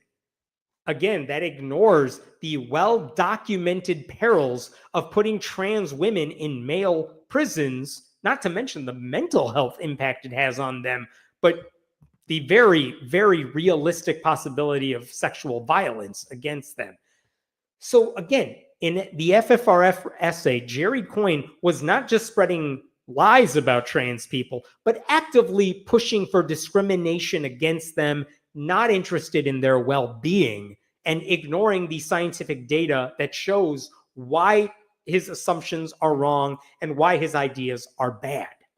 All right. Similar arguments have been used now by the Trump administration to kick trans people out of the military, deny a trans member of Congress access to the proper bathroom in the Capitol. And it's made it nearly impossible for trans people to even use their passports at this point, because the Trump administration is going to make it so that their passport, their birth certificate, and their passport gender identity have to match up, or else you might get punished for it. So Jerry Coyne lied. It's the same lie that transphobes have been using for years. It just fuels the right-wing assault on trans people, right? None of that bothers him. He doesn't care about trans people. He thinks guys like him are the real victims. Even saying in the article, this is kind of amazing. I want to make sure you see this. Let me go back to that Wall Street Journal article. This may be the most amazing thing, and I mean that in the worst way. Check this out. This is from the Wall Street Journal article. Let's get through the boring sentence first. Existentialism has contributed the idea of self-definition, and postmodernism, the notion that there is no objective truth, only struggle over power. Yeah. Critical theory puts forth the view of a hierarchy of victimhood in which trans people hold a position near the top. Yeah, trans people are so lucky. They get to be they're not just victims, they're more victim than you are. This idea that there's some sort of competition over who has it worse and trans people win and they're going to hold it over you. Like, dude, they just want to live. Let them live. You are not the victim here. Oh, let me go back to, I just want to point out, do you see in that last sentence, the critical, right here, do you see that the word trans, Jerry Coyne put that in quotation marks? Like, why? This is just more proof that he doesn't care about these people. He's like, they don't really exist. I'll call them trans, but that's not a real thing. That's how he operates at this point, right? Throughout the piece, actually, if you look throughout that Wall Street Journal piece, unless he's quoting someone else directly, he doesn't actually say trans. He refers to transgender ideology. He refers to transgenderism like it's a mental illness or something. And the only time he uses the word trans without quotation marks is when he pits trans rights against what he calls scientific reality. And then at the very end of the Wall Street Journal piece, this is what he says. The FFRF has not only abandoned science, but suppressed discussion and argument about its decision. Because you guys, the existence of trans people, Jerry Coyne believes, is up for debate. Civil rights and human rights are something that, like, you can have a debate about. Unbelievable. Given the organization's embrace of quasi-religious and unscientific dogma, I am proud to proclaim myself a heretic. Like, fine, man. No one wants you there anyway. It's fine. But this idea that FFRF is anti-science because they said, look, we published a stupid article, shouldn't have done it, and we want to make sure our LGBTQ members, and even if you're not members, know that we have your back. They're apparently the worst people in human history. Like, if only we could all be so lucky as to be silenced and suppressed so that our whiny, dumb rants appear in a national newspaper. Like, I know I said this before, but no one owes him a platform, including FFRF. And someone who claims to care about the facts and critical thinking, maybe he should spend some time thinking about why he's so easily duped by right-wing propagandists anytime the topic involves trans people. Like, he seems to think, you know who's the expert on trans people? J.K. Rowling. Not trans people themselves. What do they know? They're not biologists, even if they are PhDs in this stuff. No. The lady who wrote the children's books knows more about trans people than anybody else. He calls himself a heretic because calling himself stubborn and ignorant, I guess, is something he didn't want to do. But this is what happens when you basically spend your retirement in a right-wing echo chamber filled with fellow academics who think the real problem in society is never the most powerful people on the right, but the most annoying people on the left. And in case you're wondering, like, oh yeah, that's Jerry Coyne, he wrote that, but at least Richard Dawkins and Steven Pinker didn't say that. Well, those guys definitely shared the article. FFRF is an admirable foundation led by good friends. Alas, like most secular humanist atheist orgs, except for the Center for Inquiry, which bears my name, they were hijacked by a silly, juvenile cult. I think he's talking about trans people or, I don't know, decent human beings? That's the cult, apparently. Fortunately, the silly cult's days are numbered, by which I can only assume he means, church-state separation is done now. Who cares? I'm done with trans people. I have an accent, therefore you must believe everything I say. That's Dawkins' position on this. What did Steven Pinker say about all this? He shared the article as well and said the Freedom from Religion Foundation is among many nonprofits that have sadly surrendered their mission and their minds to hard left and woke ideology. By which he just means, oh, these people care about civil rights and like American history. Sorry, you're too woke. Anyway, look at my hair as I walk over to the Trump administration and tell them they're amazing. Like, these guys, what? I don't know what the hell is wrong with these people, but I don't know. It's just sad, this weird rabbit hole they've gone down. Instead of weighing evidence, and like, there's plenty of it to debunk. Coyne and his buddies are just doing exactly what they're complaining about when it comes to fundamentalism. They came to a conclusion while ignoring the facts, and now they're refusing to budge because capitulation of any kind would be too much for them. That's the sort of thing back in the day that these guys used to say is wrong with religion. And here they are joining the fundamentalist crowd in their own way. All right. What other questions, comments we have there? This is just dogmatic refusal to accept that trans people like me exist. Yeah. I mean, that is what it is. Your existence to people like Coyne comes with a giant asterisk.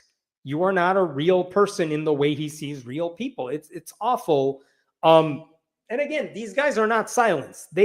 I've followed a lot of these people on social media, and they spend all their time talking about their upcoming talks. You can buy tickets to their shows coming up now. They're doing just fine. There's always an audience for like either right-wing grifters or people who latch on to right-wing grifters like them. Because again, none of these people are like active Trump supporters, but they know that their base is now full of Trump supporters or people adjacent to that. Coyne is another biologist who should absolutely know better regarding sex being binary, which, by the way, that is something a lot of other PhDs and experts in genetics and biology have tried to tell him. But again, he knows better than them because, I don't know, he's a man, because he's cis, because he's just older than you. I don't know. He doesn't have a good reason, but he doesn't seem to care what other people who also have expertise in the subject say about all this. He would rather defer to like the children's book writer who's really rich. Sounds to me like a more accurate title would be, I quit that job so I could be an asshole with the persecution complex. I mean, he didn't even quit a job. He said FFRF had an honorary board of advisors.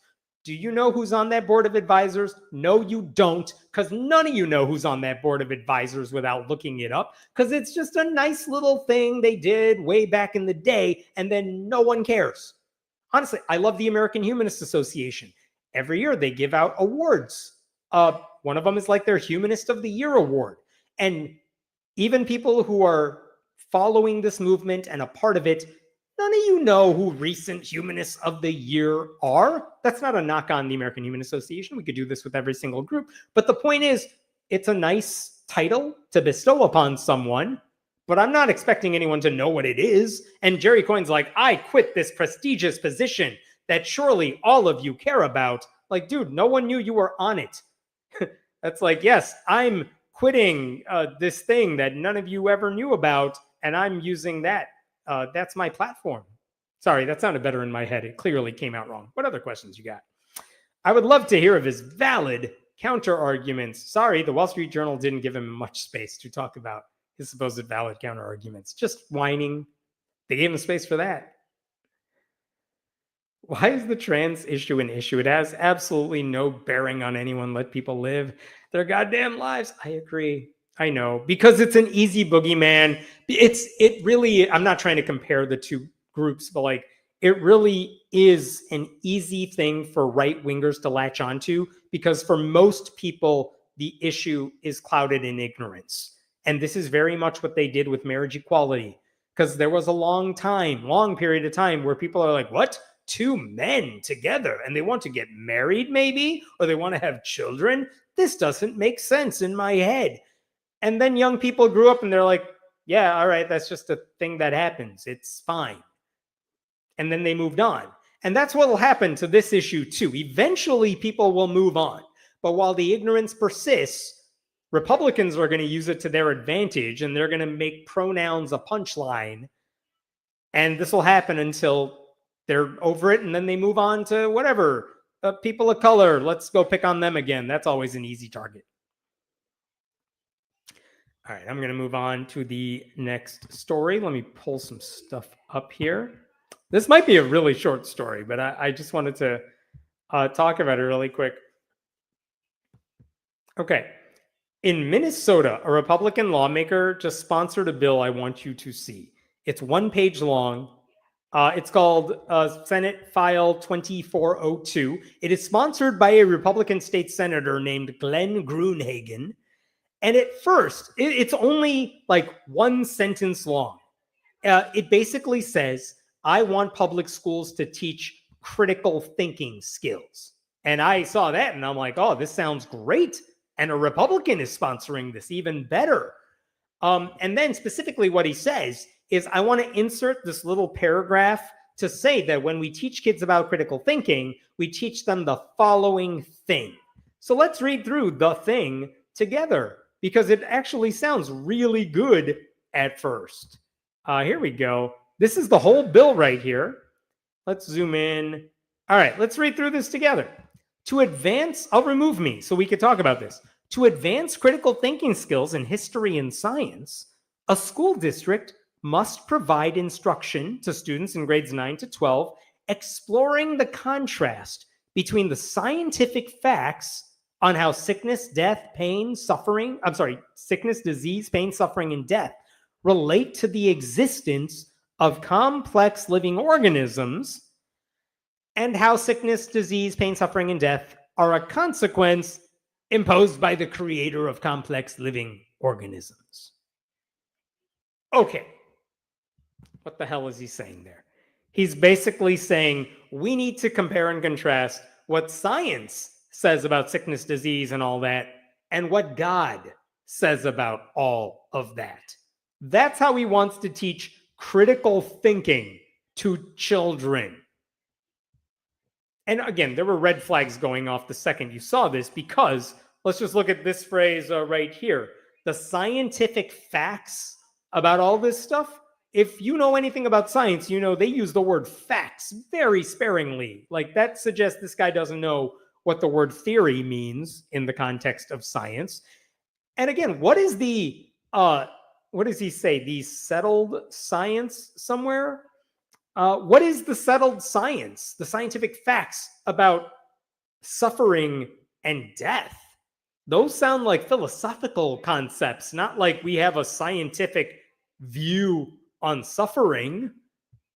Because he's not talking about let's measure your nerves or what happens there. I don't know. What experiments is he talking about? So this guy just wants his religious beliefs taught in science and history classes. He thinks sickness and disease are the result of God going, oogie boogie, I don't like you, and not germ theory and not viruses. He doesn't care about scientific facts or theories. So all of this is just a Trojan horse to shove his Christian faith into schools. And the amazing thing about this bill is that he has proposed an identical bill for like 2 of the past 3 years as well. Like, this is the 3rd time he's tried to do this that I could find. And the previous 2 times, everyone in the Minnesota legislature is like, let's just ignore this idiot. This is a dumb bill. We just won't do anything with it. Here's the guy, in case you want a dude to be mad at. That's Gruenhagen. So yeah, his colleagues are like, let's just ignore it the first time. And then they ignored it the second time. And I was wondering what was going to happen here. And the good news, according to the National Center for Science Education, they wrote an update on this bill this week. And they said Minnesota Senate File 2402 died in committee on April 4th when a deadline for committee stacked favorably in the House of Origin passed. So basically, deadline came and went, and they did nothing with this bill. So no one's even going to get a chance to vote on this. And that's good, because this sort of dumb bill should not come up for a vote. And I will say, even if it did come up for a vote, Minnesota has a Democratic-led Senate. The governor is still Tim Walz. It's not like they were going to sign this into law, but it does tell you Republican priorities. This is the sort of thing they want to do when it comes to education. Gruenhagen, by the way, ever since he got elected as a state senator, because before that he was a state representative, ever since he's been elected, he has been a climate denier. He is a Christian nationalist who think our rights come from God and not from laws or man or anything like that. I was kind of amazed that he didn't write anything about this bill on his social media pages when I went to go look.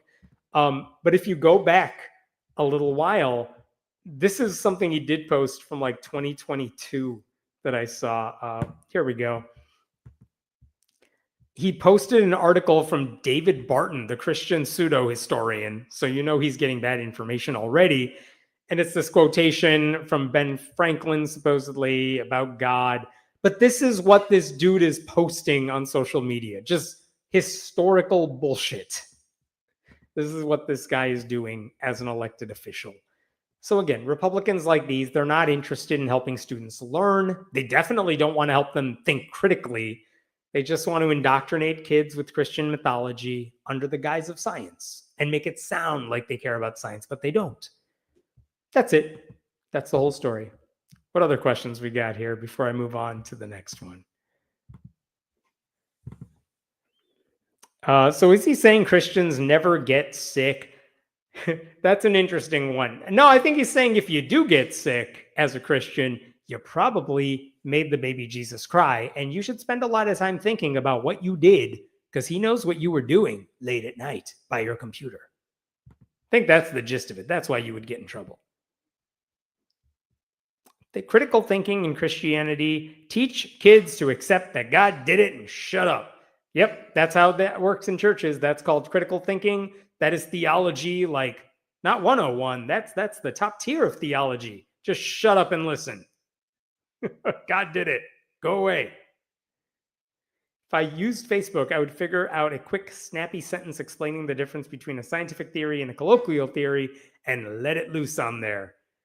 Oh, if you actually want a response, you should just say gravity is a theory, so you don't believe it, and let the commenters take it from there, and you just sign off of Facebook at that point. Just make everyone mad and leave. That's how you do Facebook. All right, I'm moving on to the next story. Give me a second here. Like I said, 2 weeks of stories, so much to discuss.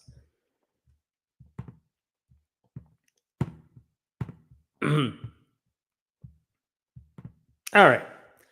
So in Kentucky Republicans have just pushed through a resolution to put a 10 Commandments monument outside the state capitol. And they did it with the help of some pathetic Democrats too. It's not just Republicans, but it's all the Republicans. They want to put a 10 Commandments monument outside the state capitol. Governor Andy Beshear just didn't take any action on it. But even if he had vetoed it, they had enough votes to override the veto. So this isn't really his fault. But let me show you what this resolution is here. This is House Joint Resolution 15. Look at the title. A joint resolution to return for permanent display on the Capitol grounds the granite 10 Commandments monument given to the state in 1971 by the Fraternal Order of Eagles. They got a gift decades and decades ago, and now they want it back, because for some reason it was taken down. More on that in a second. But this resolution was passed in the Republican House on a 79-13 vote. And then a couple weeks ago in the state Senate, it passed 32-6. And the bill itself, if you read it, it kind of goes through the history of this monument. And I'll show you what it looks like here. This is the bill. Like, there's a lot of whereas clauses where it just says, here's what happened to this monument over the course of many years. And then at the very end, what do they want to do now, therefore? What do we do? Get our monument back from the people who have it and put it back on the Capitol grounds, and then it becomes permanent. So that's what they want to do with this. Let me tell you, like the Christian Post actually did a nice summary of what happened with this monument. That's easier to read than all the whereas clauses. Check this out.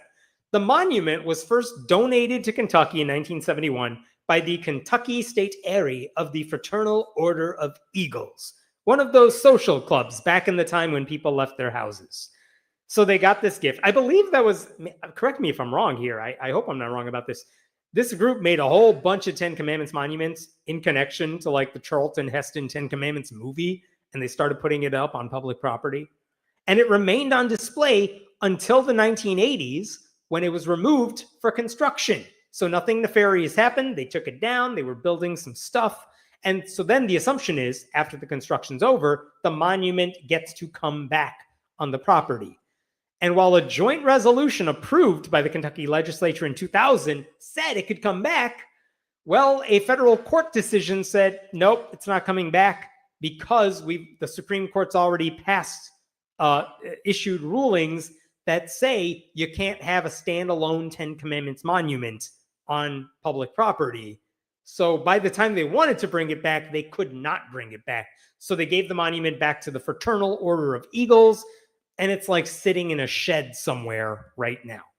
So that's the history of this monument. It was up, it was taken down for good reason, and then as soon as they wanted to put it back up, they couldn't.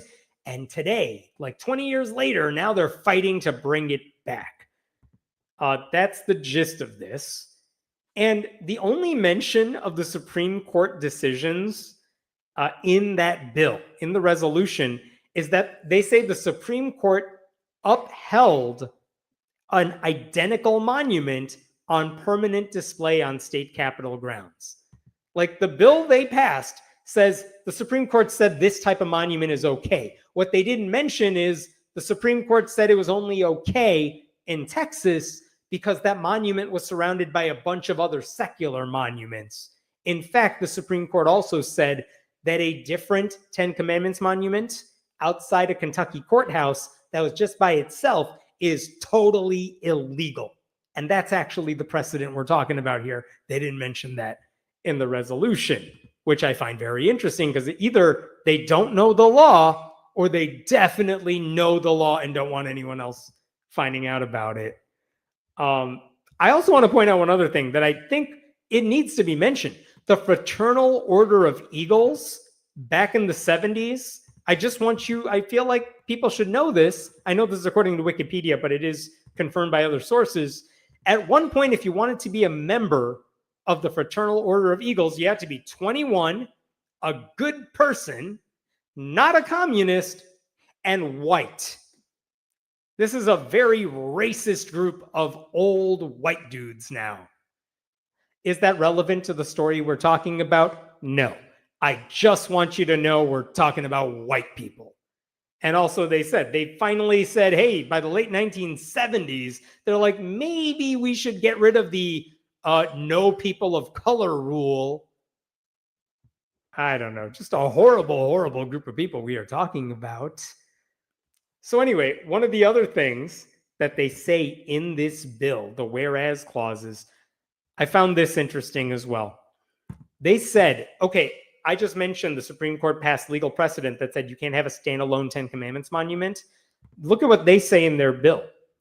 Whereas the legal precedent under which the court said you can't bring this back, it has been abandoned by the United States Supreme Court and is no longer good law. That is a total lie. The Supreme Court has not said, hey, remember that ruling, the church-state separation stuff? Yeah, we got rid of that. They haven't done that. I mean, they would if they could, but they haven't done it yet. So this right here is just a straight-up lie to justify why they should be allowed to do this. And if you want to get into specifics, what are they talking about? They're saying one of the tools the Supreme Court used to use to decide if something was a violation of church-state separation, the Supreme Court says you can't use that tool anymore.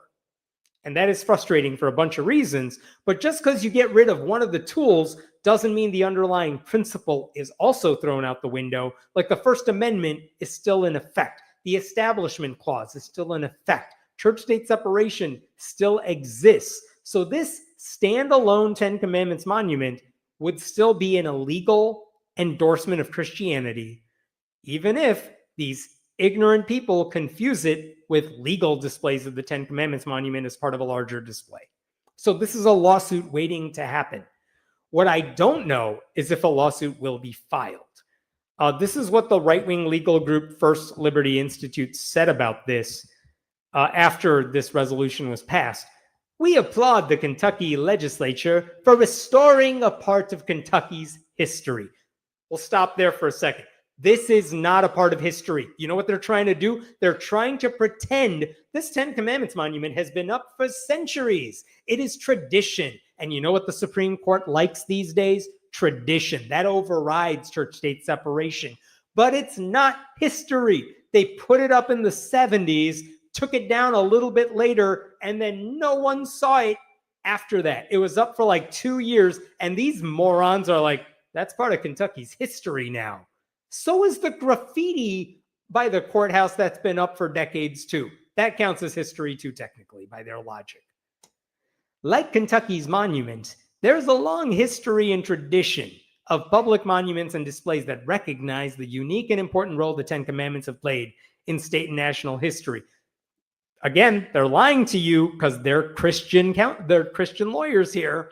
There is no long history and tradition of standalone Ten Commandments monuments. That's bullshit. He's lying. There are displays of like references to Moses as part of a larger secular display. That's not what we're talking about here. These people are such liars. And then this guy goes on to say, the Eagles, the racist white boy club, have donated over 100 Ten Commandments monuments to state and local governments over the years, and we're glad to have ours back where it belongs. That's a dumb argument too. That means if I just give you a monument of any kind, what, you have to put it up? It just goes there because we gave it to you? No, you can't just put up anything you want. But these people, Christian liars who run legal groups, they do not care about any of this. There's no history. By the way, I've said this before too, but in Louisiana, where they want to teach the Ten Commandments and put up a display of them in every classroom, when a federal judge struck down that law last year, what did that judge say in response to the argument that there's a history of putting up the Ten Commandments monument? He said, in sum, the historical evidence showed that the instances of using the Ten Commandments in public schools were too scattered to amount to convincing evidence that it was common. The evidence demonstrates that the practice does not fit within and is otherwise not consistent with a broader historical tradition during those time periods. A federal judge said, there's no tradition of doing this. What are you talking about? I would also tell you that 80 religious leaders sent a letter to Andy Bashir saying, please don't put up the Ten Commandments monument. Look at the subject line. Faith leaders support religious freedom, oppose this resolution. And the thing I would point out here, the government must respect the rights of individuals and faith communities to make decisions about the sacred texts that inform our religious understandings and practices. Laws mandating the display of the Ten Commandments on government property demean that freedom. One other thing they say here that I want to point out. Look at this. The text of the monument that they want to put up, it is not universal or inclusive of all faith traditions. In fact, the monuments version of the Ten Commandments don't exist in any translation of the Bible, nor do the Ten Commandments, as such, hold religious meetings for Muslims, Hindus, Buddhists, Sikhs, Unitarians, people without faith, religious faith, and matters of faith should remain in the family and in faith communities and not in the hands of government officials. And look at who this is signed by after this letter. It's just 80 religious leaders who say, don't do this. And of course, what did Republicans do? They said, we don't care what the governor says. We're going to do this anyway because we're Republicans from Kentucky, home of Mitch McConnell. We don't care what anyone wants. So it's not just that the monument is unethical for all the reasons I just talked about. It's blatantly unconstitutional. And the question I'm wondering now is when this monument goes back up, because right now it is law, they're going to put this thing back up. Is anyone going to sue over this? Because a couple things to keep in mind, which is if this gets appealed all the way to the Supreme Court, I am worried the Supreme Court's going to say you can have Ten Commandments monuments wherever you want because tradition. And if that's the case, that would be horrible. And I asked a number of church-state separation groups, are you going to sue if and when this monument goes up? Because it's going to go back up. And so far, either they did not respond to me, which they usually do, or they just told me, we have no intention of filing a lawsuit over this right now without explanation. Again, the only plausible reason, because I'm like, in my head, I'm thinking, this is a slam dunk, totally illegal thing. This is absolutely the thing you would sue over. And the only plausible reason I can come up with for why they would not sue is because they know the end game here is to get Ten Commandments monuments everywhere. And it might be more strategic to let the idiots in Kentucky put it up in front of the Capitol rather than overturn the precedent that doesn't allow that to happen everywhere. And if one state gets away with it, that might be the hit you're willing to take if you support church-state separation, because you got to think about these strategic battles, and you can't just do the right thing because it's the right thing to do. You got to think about the long-term ramifications of it and which battles you want to fight. Anyway, I'll pause there for this story. What other questions we got here? Why do these people even try? It's against the Constitution just creates strife and expense for the citizens to compel lawmakers to abide by the laws. I know they do it because they can, because it's a show of supremacy for Christians and conservatives and apparently white people. They do it because they can, and they do not care about other human beings. That's the nature of being a conservative Christian today. It is no other people matter. You're the only characters in this universe that matter. I mean, again, you wish they would have some compassion, but that is not a value they hold dear. Apparently, a lot of these Ten Commandment monuments started showing up in 56 to help advertise the movie. And okay, so that helps me explain one thing, which is the monuments may have started appearing in 56, but I thought the Fraternal Order of Eagles did something to capitalize on that. I thought it was in conjunction with the movie. I apologize if I'm wrong about that. But thank you for clarifying the timeline. The Supreme Court is very busy right now. Doubt they'll get to it until we have a president who respects laws. Oh, look at you being adorable and thinking we're going to have another election. They're not busy. What are they doing? I mean, it doesn't take that much work to rubber stamp whatever the Trump administration wants. Is there a Friendly Atheist t-shirt with the Friendly Atheist logo on it? Ooh, that's a good idea. I will say, I do a podcast, friendlyatheistpodcast.com. There is a merch store there, but that is specifically for the podcast. I actually don't do shirts with the logo on it. Maybe I should. Maybe I'll get around to that 1 minute if I think there's interest. I don't know. Let Den know in the comments if there's interest in merch. We'll get on that. All right, I'm going to get to the next story. I got a couple more, and then I'll call it. I'll try to wrap these other ones up pretty quickly. Okay, let me talk about our friend Ryan Walters. So this is Ryan Walters. He's the Oklahoma Superintendent of Public Instruction.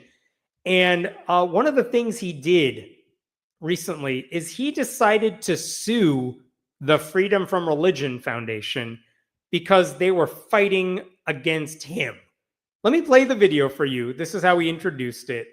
And then I'll talk about how dumb this is. Today in Oklahoma, we're fighting back. I've got this lawsuit that I filed today against the Freedom from Religion Foundation.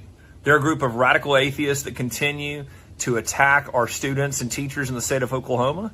Well, never again. These radical atheists can find somewhere else to go because we're not going to allow them to harass our students and teachers for freely expressing their religious beliefs. This lawsuit will continue to ensure that in Oklahoma, your rights will be protected. Our teachers and students can absolutely pray if that's what they choose to do. So freedom from religion, we will see you radical atheists in court. This is besides the point, but every time one of these like Christian zealots is like, I'm going after these radical atheists, tell me who the moderate atheists are in your mind, because I don't think they exist. Like all atheists to these people are radical atheists. There's no such thing as like a normal, regular, non-extreme atheist. It's the same thing they do with like gay activists or trans people. It's like they're never just trans people. They're radical trans activists. Feminists, they're all radical feminists. They're never just like normal ass feminists. You know what I mean? But anyway, what did he say? He said FFRF is attacking students and teachers, and he's going to stop that. That's not true. How did that happen? More on that in a second. He said we're not going to allow them to harass our students and teachers for freely expressing their religious beliefs. And as someone who covers this precise area, I'm just here to tell you, they've never gone after anybody for merely expressing their religious beliefs. They actually support people for expressing their religious beliefs. You're allowed to express it. That's fine. No one's ever been mad about that. And then he says, our teachers and students can absolutely pray if that's what they choose to do. Yeah, they totally can. What are you mad about? And then he says, to freedom from religion, we'll see you radical atheists in court. So here's the question I want you to think about. What the hell is this guy suing them over? Like, I get why FFRF would sue him, because he's instituted mandates saying, hey, public school teachers, you got to teach the Bible. I'm going to change the social studies curriculum so that it includes biblical references in it. There's a lot of things. I'm going to buy Trump Bibles to use in the classroom. There's a lot of reasons you could sue Ryan Walters. But why is Ryan Walters suing them back? Because what did they do to him other than say, hey, what you're doing is illegal? And instead of saying, no, it's not, he's saying, I sue you. You got to have a reason to sue people. And I don't know what that reason is, right? Like, if this isn't just about retaliation and getting attention, on what grounds is he suing over? So let me tell you what this is kind of about. Because I had to figure this out. I did not know the answer. And by the way, at first, when he said he filed the lawsuit, it wasn't publicly available. It took a little bit before that happened. But check this out. I'm going to take you back to December of last year. The Freedom from Religion Foundation sent this letter. You could see the date at the top, December 17th. They sent this letter to a school district in Oklahoma. And look at this paragraph that starts with a concerned parent. A concerned parent reports that the district implemented a policy allowing teachers to read Bible verses at the beginning of their classes. And then ...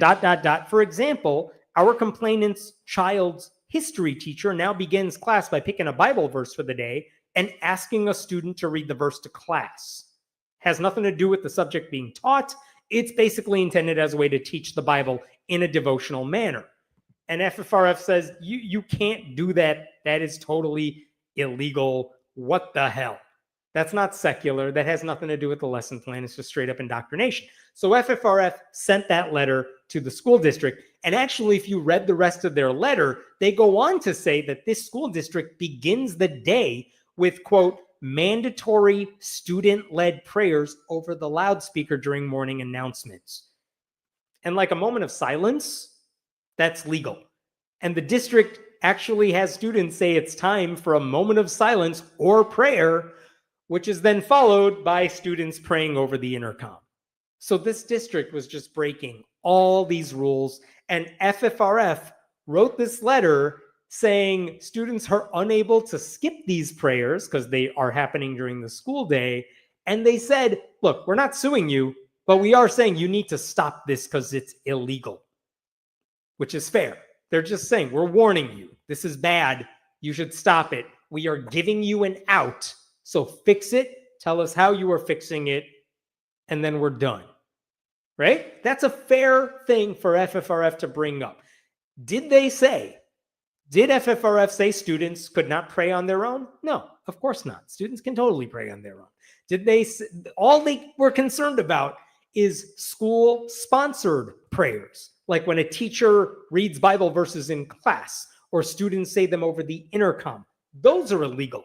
If you want to pray privately, fine, you do you. No one cares. And they reminded the district that none of the Supreme Court's recent decisions negate anything they're saying.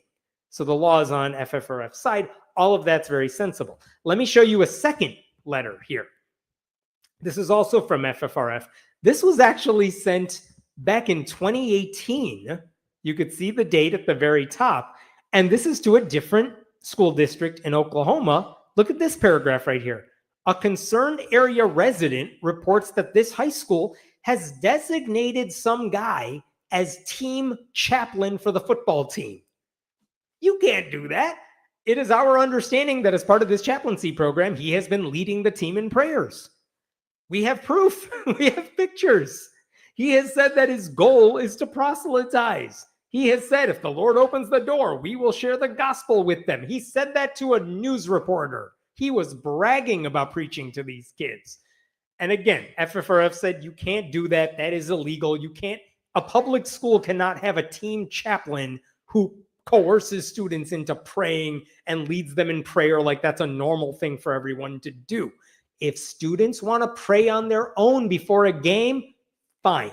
If coaches want to pray before, during, after a game privately, not in the middle of the football field to get attention, that's fine. But you can't pressure the students from the top down like that. That's not illegal. So again, you get the point here.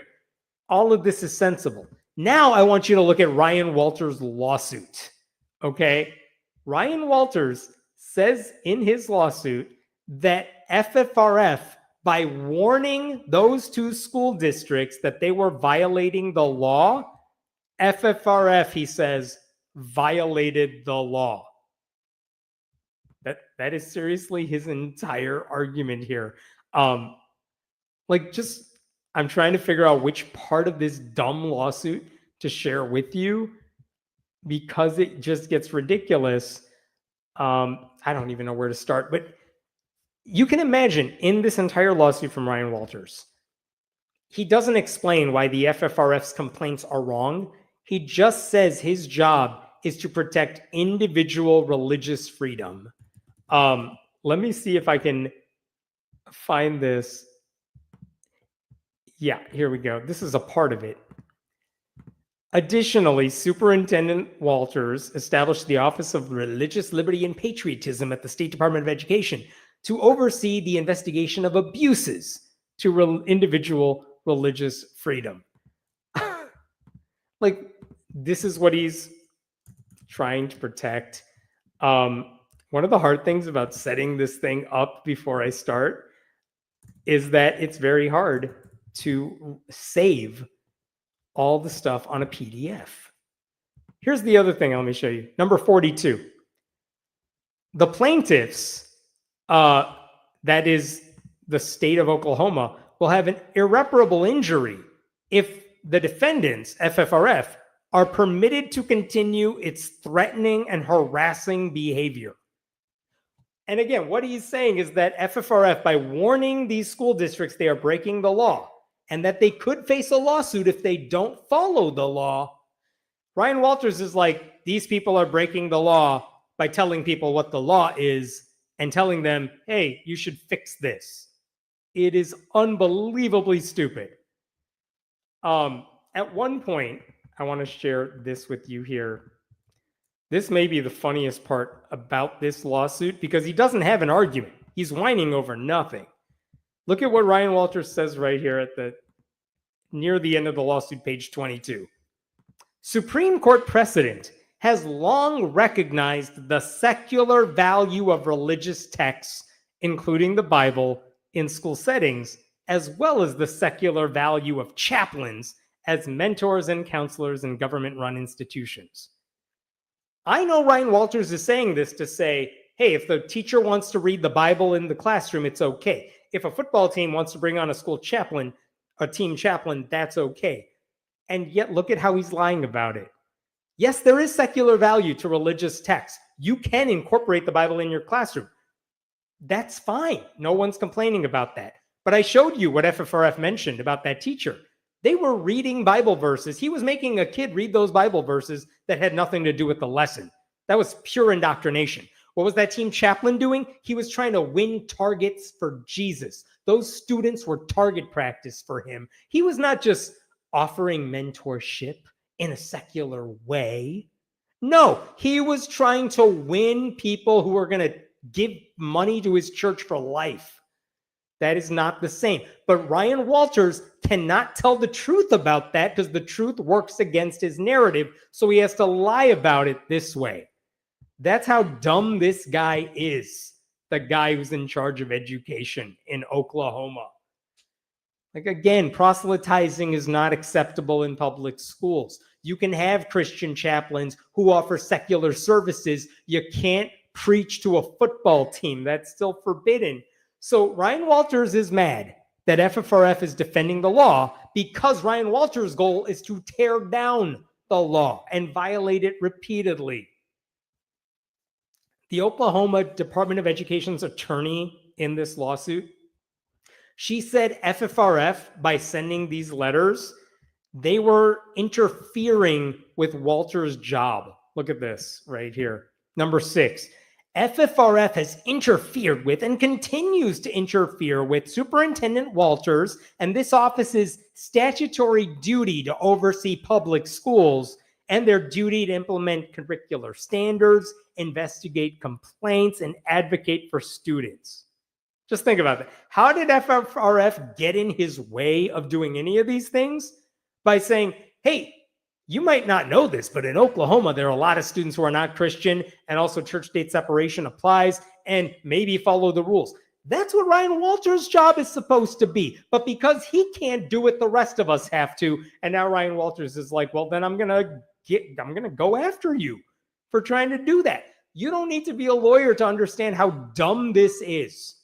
Instead of explaining why religious proselytizing should be legal, that's Ryan Walters' position, and he can't defend that because it's indefensible. He's going after FFRF for warning the schools on behalf of Oklahoma residents. And he's saying what FFRF is doing is against the law. And if you look at his press release that Ryan Walters put out, just look at the title of his press release from like last week. This is what he posted online.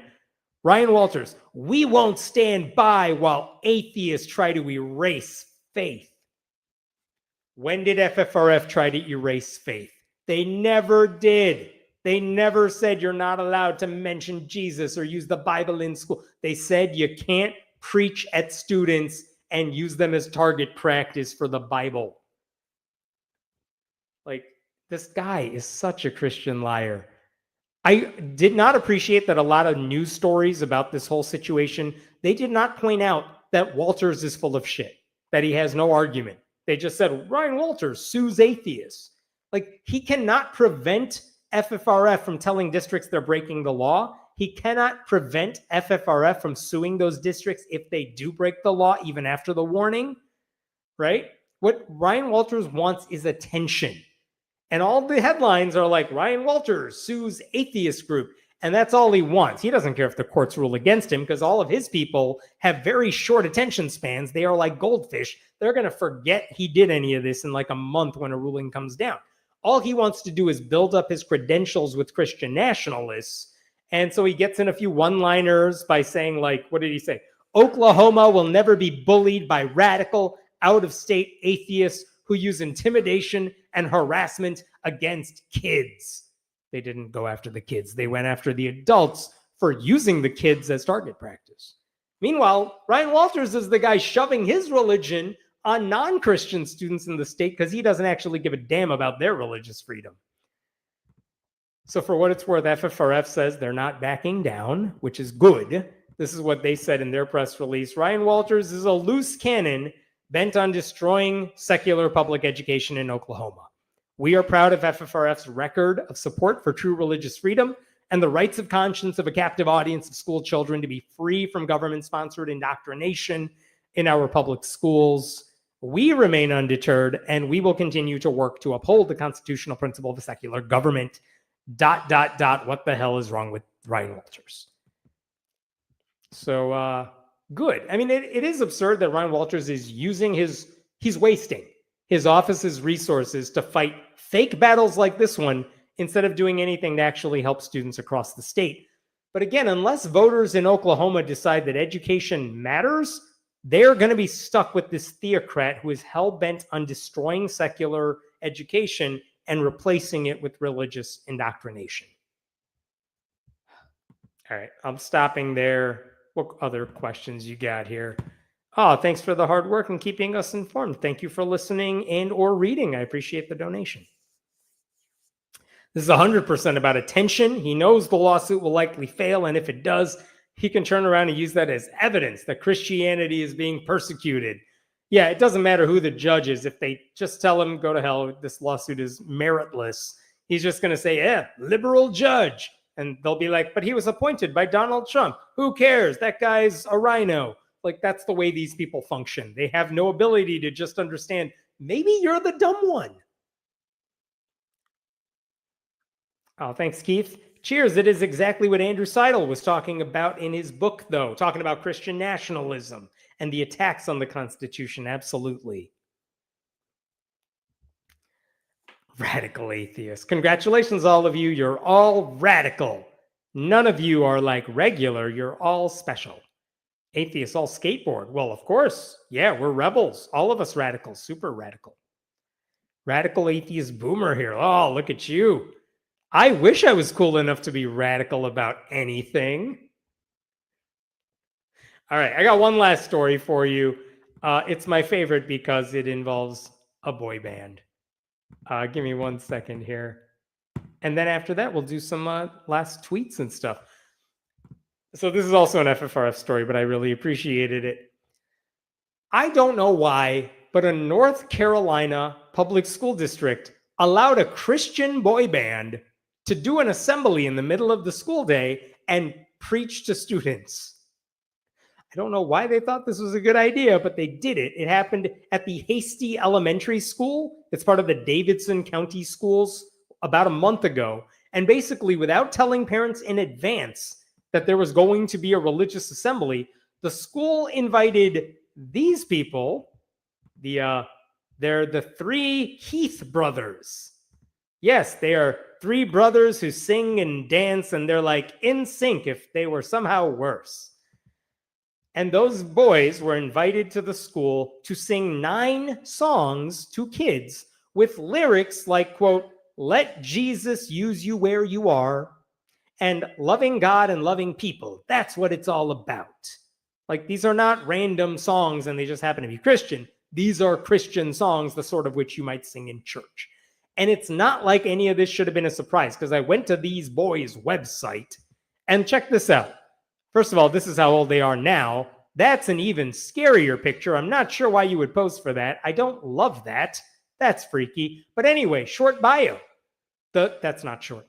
The Three Heath Brothers is a Christian band that has entertained audiences all across America. Dubbed the boy band of Christian music. Let's stop there, because that's a horrifying phrase. But again, there's no way to go to their website and think this might be good for a public school. No, they're very clear about the fact that they are a Christian group, right? So what the hell are we doing here? They also said, oh, this is interesting. This is something that stood out, and I thought this was also in their short bio. While they appeal to multi-generational audiences, their youthful performances have afforded them opportunities to make presentations in over 100 public schools where they have reached over 50,000 students. Recently, Three Heath Brothers partnered with Keys for Kids, a Christian organization that provides free online daily devotionals for kids and teens. They're confessing the crime here. We make presentations in public schools where we try to win over new converts, and then we work with a ministry that gives out free online daily devotionals like it's Duolingo or something to kids. Again, they're confessing to doing something illegal. Why would a school invite them to join in for this? And in case that didn't do it for you, maybe if you go online and search for this group, you might see that the Three Heath boys, the Three Heath brothers, have a GoFundMe that is specifically for the spring 2025 public school fund so they could go on tour at different public schools. Like, I don't know how much easier I can make this for all the lawyers. These guys are like, hey, we're going to go break some laws. Can you all give us money so you can break some law? I'm gonna highlight this comment right now. I just clicked over to a video to see what they sound like. It is exactly what you are imagining. Yes, you are correct. Whatever you think these boys sound like is what they sound like. But they're literally raising money to go to public schools so they could preach to these kids at schools, and at no point was anyone tipped off like, hey, maybe this is not allowed? Like, here's how you normally do it. If you're a smarter Christian, here's how they usually get away with this stuff. Let's say you're a Christian who gives inspirational speeches and you want to really reach those public school kids, because as we all know, they all have little devils on the inside of them. What you do is you go to the school district, or your agent goes to the school district, and you say, this guy's an inspirational speaker and he wants to teach kids in a funny way how to keep kids away from drugs. And it's a totally secular speech. And the school district says, sure. And they give him some money. And the dude comes in, gives a secular speech about why you shouldn't do drugs. And it's super cheesy and everyone makes fun of it. And then they say, by the way, tonight, kids, I'm going to be at the church next door.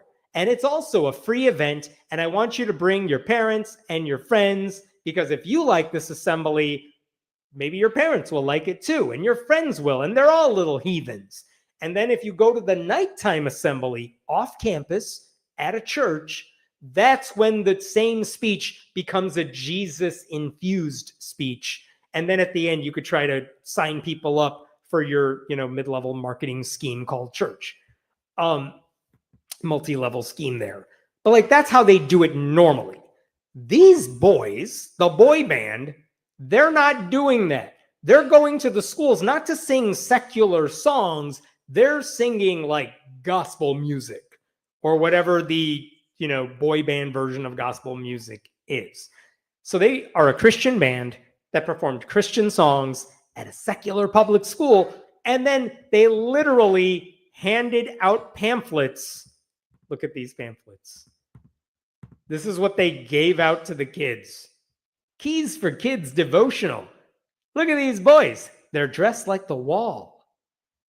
Aren't they great? No, they will haunt my nightmares. But they gave away these devotional books that if you open them up are full of here's a little story that's like a Bible moral story. And at the bottom, the citations are Bible verses, which should not be citations. But there you go.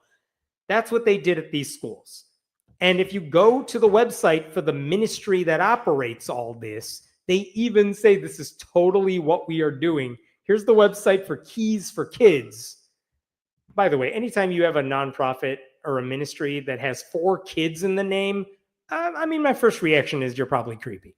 But look at this. Donate to help us fund this school outreach. As the 3 Heath brothers are invited into public schools, not only are they able to share their music with a message, but they're able to hand out our little booklets to any student who wants one. By the way, we've given out 15,000 of these. Again, they're announcing the crime. They're saying, we're going to send these boys to school under the guise that they're a boy band, but they're really going to talk about Jesus. And don't you want that, everybody? It's a sort of privilege that is never going to be extended to an atheist group, a Muslim group. Not that you would want to see an atheist boy band, but hypothetically, if there was one, this is not what they would do. So the Freedom from Religion Foundation I mentioned, they have now sent a letter to the school district. And this is one of the things that the FFRF pointed out here. Oh yeah, here we go. Let me show you this letter.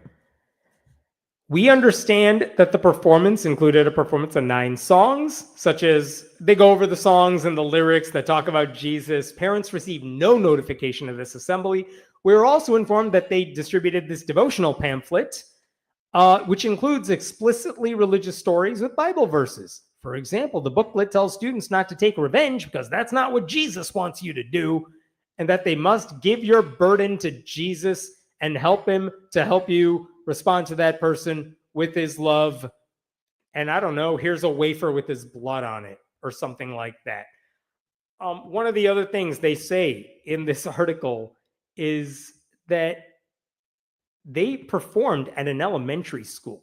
And FFRF mentions that because, that's just egregious. Elementary students cannot legally or practically be expected to dissent and leave what appears to be a mandatory school assembly to resist their school violating their constitutional rights. And further, the school violated parents' First Amendment rights to determine which faith, if any, to teach their children to believe. The district cannot allow non-school persons to treat schools as a recruiting ground for their religious mission. Yes, that is exactly what the problem is. Not to mention, there are so many kids who are not religious. There's peer pressure, coercion to stick around and follow along with what's happening.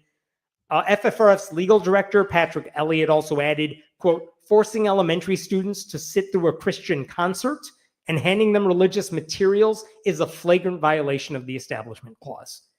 Now, as far as I know, the school district has not responded to this letter, but it is hard for me to understand how so many adults at that school could have allowed this to happen without saying anything about it. I want to know what the emails said. Did anyone say, hey, why are these boys here? This shouldn't be okay. This wasn't an accident, though. This happened because the adults in that building thought it was important to use kids as religious target practice instead of teaching them anything useful. So just wanted to bring that to your attention. What questions do we have here? That's not blood on the wafer. We covered that earlier. Sorry, you are correct. Reference, it's a callback. That's okay. Oh, gross. It was an elementary school. I think the boys performed at an elementary school and a high school in the district. But yeah, it included an elementary school. Like super gross, super coercive. I want to live in a state that isn't in the news for stupid shit every day. Where's that state? Listen, man, I live in a very blue state. And today in the news, I saw one of our state's members of Congress say that climate change is a hoax, basically. I'm paraphrasing. I forgot what exactly it was. But even in blue states, you got red idiots. So good luck with that. Some states are here more often than others, but even blue states have their problems. Thankfully, those problems can hopefully be ignored to some extent. All right, Den, we are going to do last call. Let me get rid of this right here. And let's do hot takes on things I probably tweeted about in the past couple of weeks and then promptly forgot about. And Den's going to remind me what they are. I have not seen these in advance. What are we talking about? Right. So, okay, this is a tweet that says 6 million people could die in the next 4 to 6 years if PEPFAR AIDS programming does not resume. Yeah, George Bush started a program to help AIDS victims around the world. It's one of the only great things he actually did.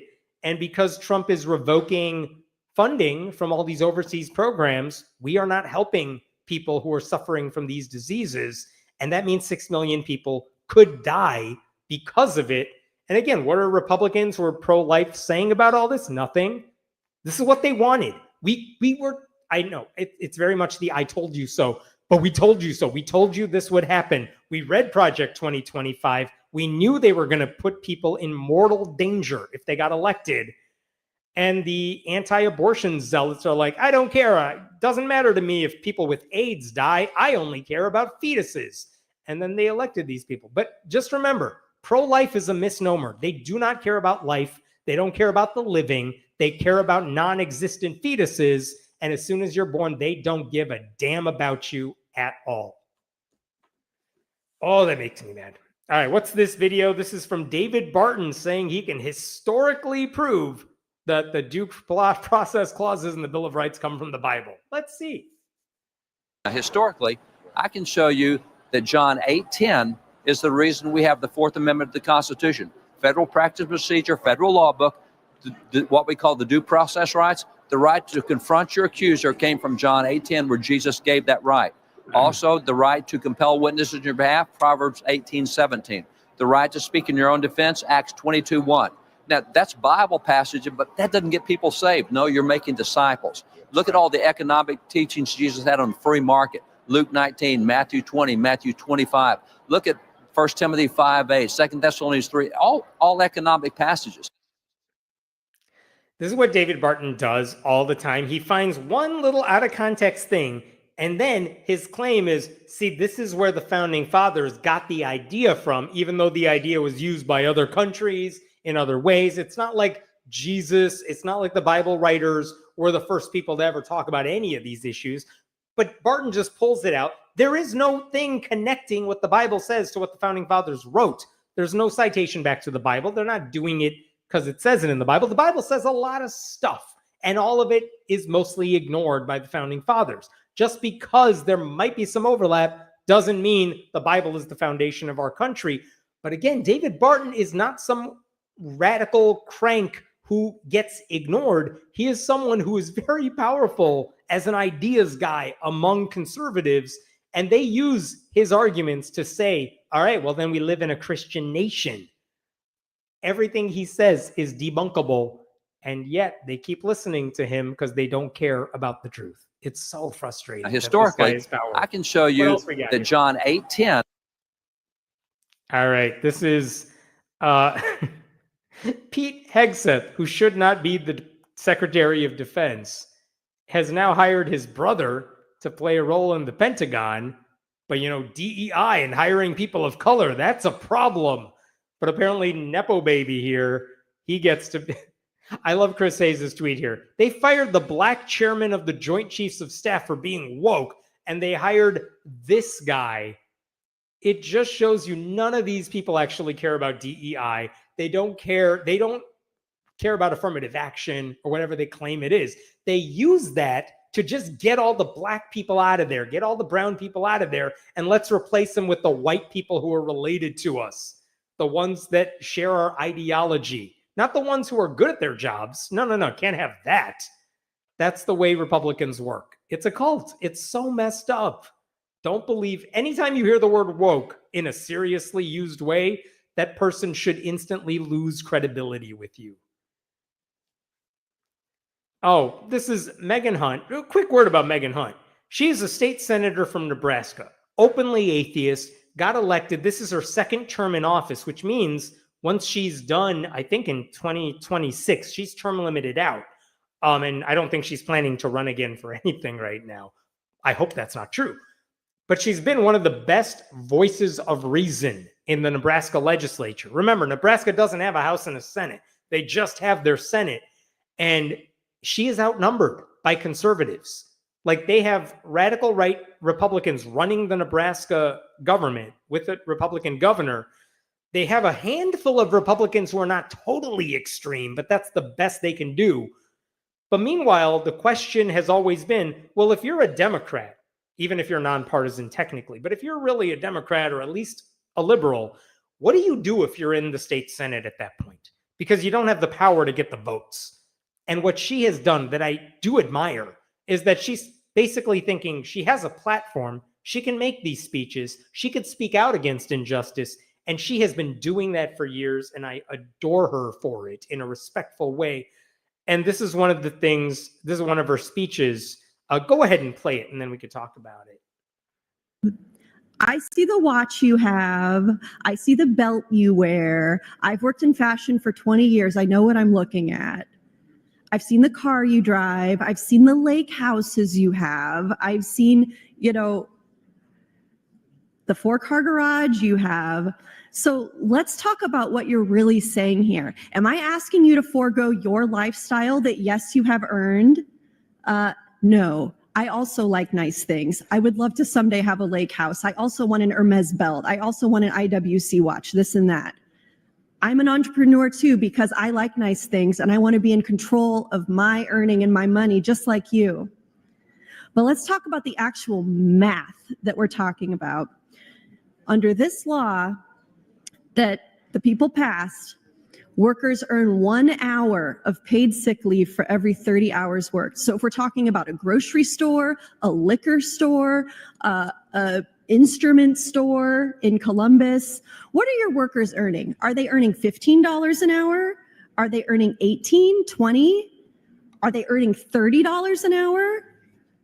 Let's be generous to you, Rolex wearing man, and say your workers are earning $30 an hour, which we know they're not. And those workers would have to work 30 hours to earn 1 hour of paid sick leave. So let's say they earn $30 an hour, work 30 hours to earn $30 off. And you're walking around with your Rolex watch and your expensive Porsche with your lake house, saying that if you have a worker who works 30 hours, you can't give them $30? I'll walk up to you right now and you'll give me $30 if I ask for it. I know that's right. If I said, will you take me to lunch? Will you get me some drinks? Man, I drink 2 drinks, that's $30. If you go to the wrong cocktail bar. So the boo-boo, boo-hoo-hoo, I'm so sad, I'm gonna go out of business. Be serious. There are real small businesses like mine, like many of yours as well, that are competing with large corporations that get massive tax breaks, that get massive discounts on benefits. The current system is already favoring big business, and this amendment just does more of that. Yeah, I think, as she's saying, the people passed an amendment that would give people a certain amount of paid time off for every 30 hours worked, and there was a bill to overturn the will of the voters, and that's what she was speaking about. Again, does it make an impact? Is it going to change the outcome of the vote? Maybe not. But if you are a state senator and you're outnumbered, you can at least put it out there. You understand why this is stupid. The people should understand that, even if they may not see that live. Maybe they see the clip she posts online. This, by the way, is also what I appreciated about Cory Booker's, it's not a filibuster, but it was a long speech that he gave. Does it change anything? Does it stop any legislation? No. But maybe it gets some headlines. And maybe people realize, oh, there are people speaking out against this administration and highlighting all the grift and what Republicans are doing to ruin your life. And maybe it galvanizes them in a way nothing else does. Maybe. That's the upside to doing it. She's been fantastic at it. I don't want to see her leave government later. I hope she doesn't. But anyway, that's Megan Hunt.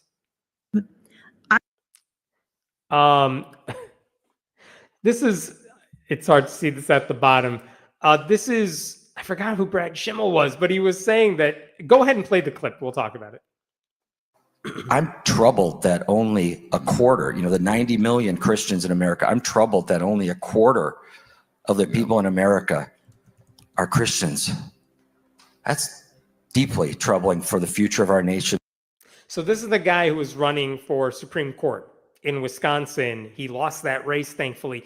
But he was making a pitch for why people should vote for him. And he said he was deeply covered that only a quarter of the people in America are Christian. Again, that's just a lie. First of all, if it was a quarter, that's still a lot. But actually, if you look at the Pew Research Center's data, remember they did that massive study recently, it's actually 62% are Christian. Just because he doesn't think they're the right kind of Christian doesn't mean they're not Christian. But this is the guy who was running to take the Wisconsin Supreme Court and turn it into a conservative-leaning court. And thankfully, voters in Wisconsin said no to that, thank goodness. So at least one liar got punished for getting the Elon Musk endorsement.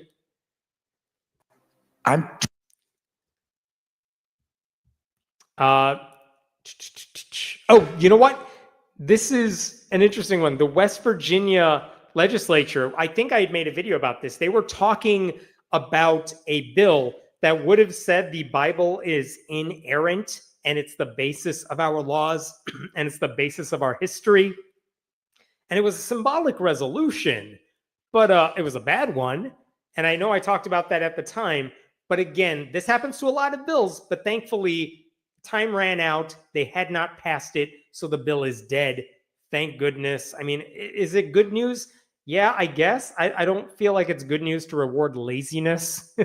I don't want to celebrate that necessarily. I'm still disturbed by the fact that Republicans in West Virginia thought this might be a good bill to propose in the first place.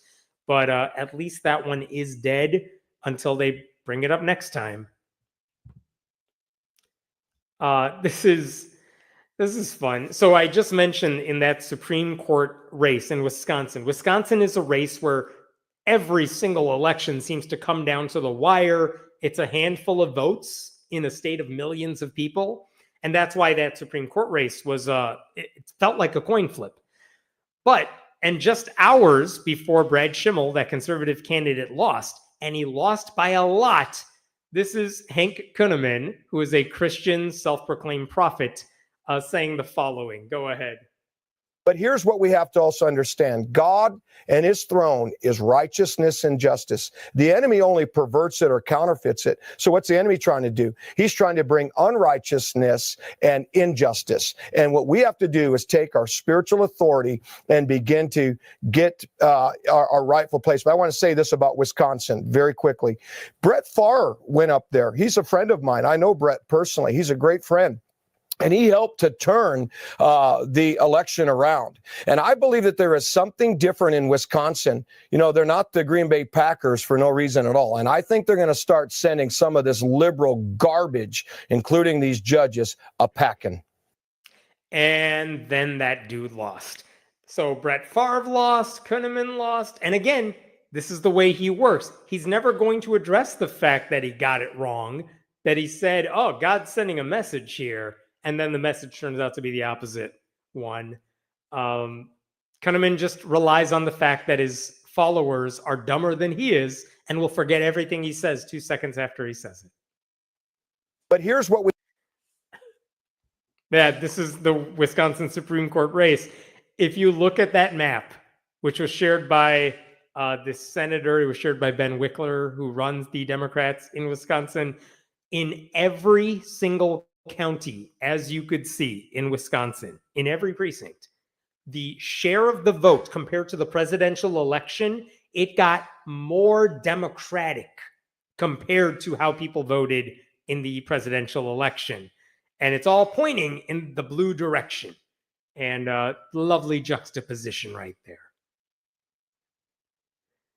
This one, back to Elon Musk. Remember, Elon Musk was saying, I'll give $1 million to you if you vote for Brad Schimmel. I'll give $1 million to be, maybe not if you vote for him, but like wink, wink if you vote for him. But if you help me get the vote out. And what Wickler said is Elon Musk has committed a blatant felony by offering money for this. And it's an attack on our democracy. And Wickler was calling for the attorney general to arrest Musk for this. I was hopeful that maybe they would do something. And the attorney general did say, I'm going to go after him for this. I don't know the legal reason why that argument failed. But even the Wisconsin Supreme Court, which, by the way, 4-3 liberal majority, they just dismissed that lawsuit. So they didn't go after Elon Musk. He got away with it because, again, Republicans get away with everything. And this is a good response from Rex Parker.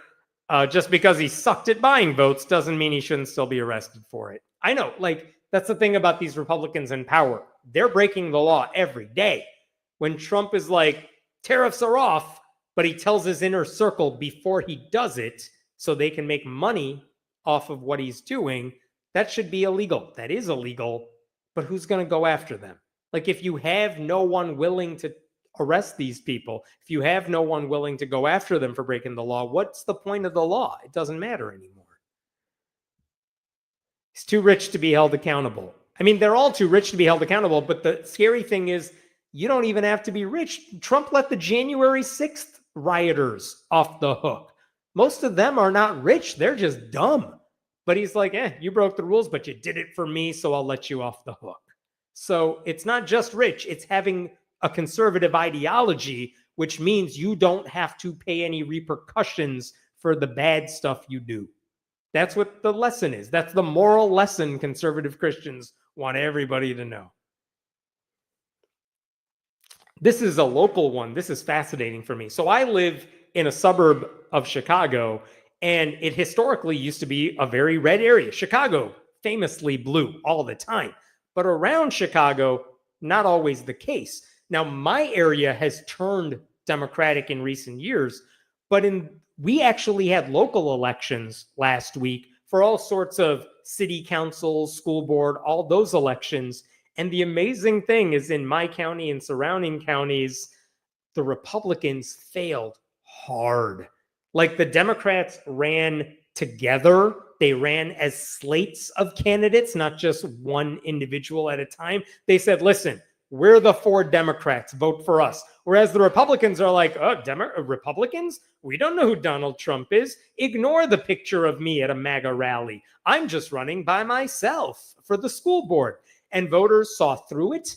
And you could see from the tweet here, the DuPage County, outside of Chicago, the DuPage County GOP, in an area that Trump won, is now seeing Democrats took over even Republican areas.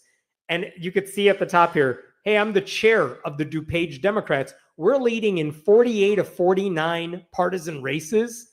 And in that 49th race, we're only down by 35 votes. Here's an update for you. That 49th race, once the early votes came in and the mail-in ballots came in, the 49th one, the Democrats won that one too. It was just a clean sweep. Not only did like one of the most MAGA mayors outside of Chicago get booted, the second biggest city in Illinois outside of Chicago is Aurora. And that is the mayor of Aurora is a black Republican who ran for governor and had the endorsements of all the MAGA people back at the time. Well, he was running for re-election as mayor. This time it's a nonpartisan race.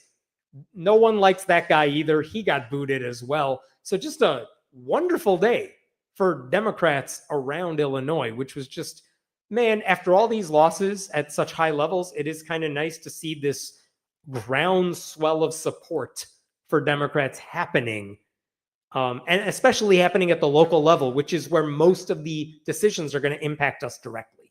So, yay. All right. It's been a long one tonight. I am sorry, but thank you so much for sticking around. I appreciate it. Thank you to Den so much for helping out here. And again, as always, you can get my newsletter, friendlyatheist.com. You can support my channel by going to patreon.com/Hemant. I should be back next Thursday again, and I'll see you then. Have a wonderful, wonderful weekend.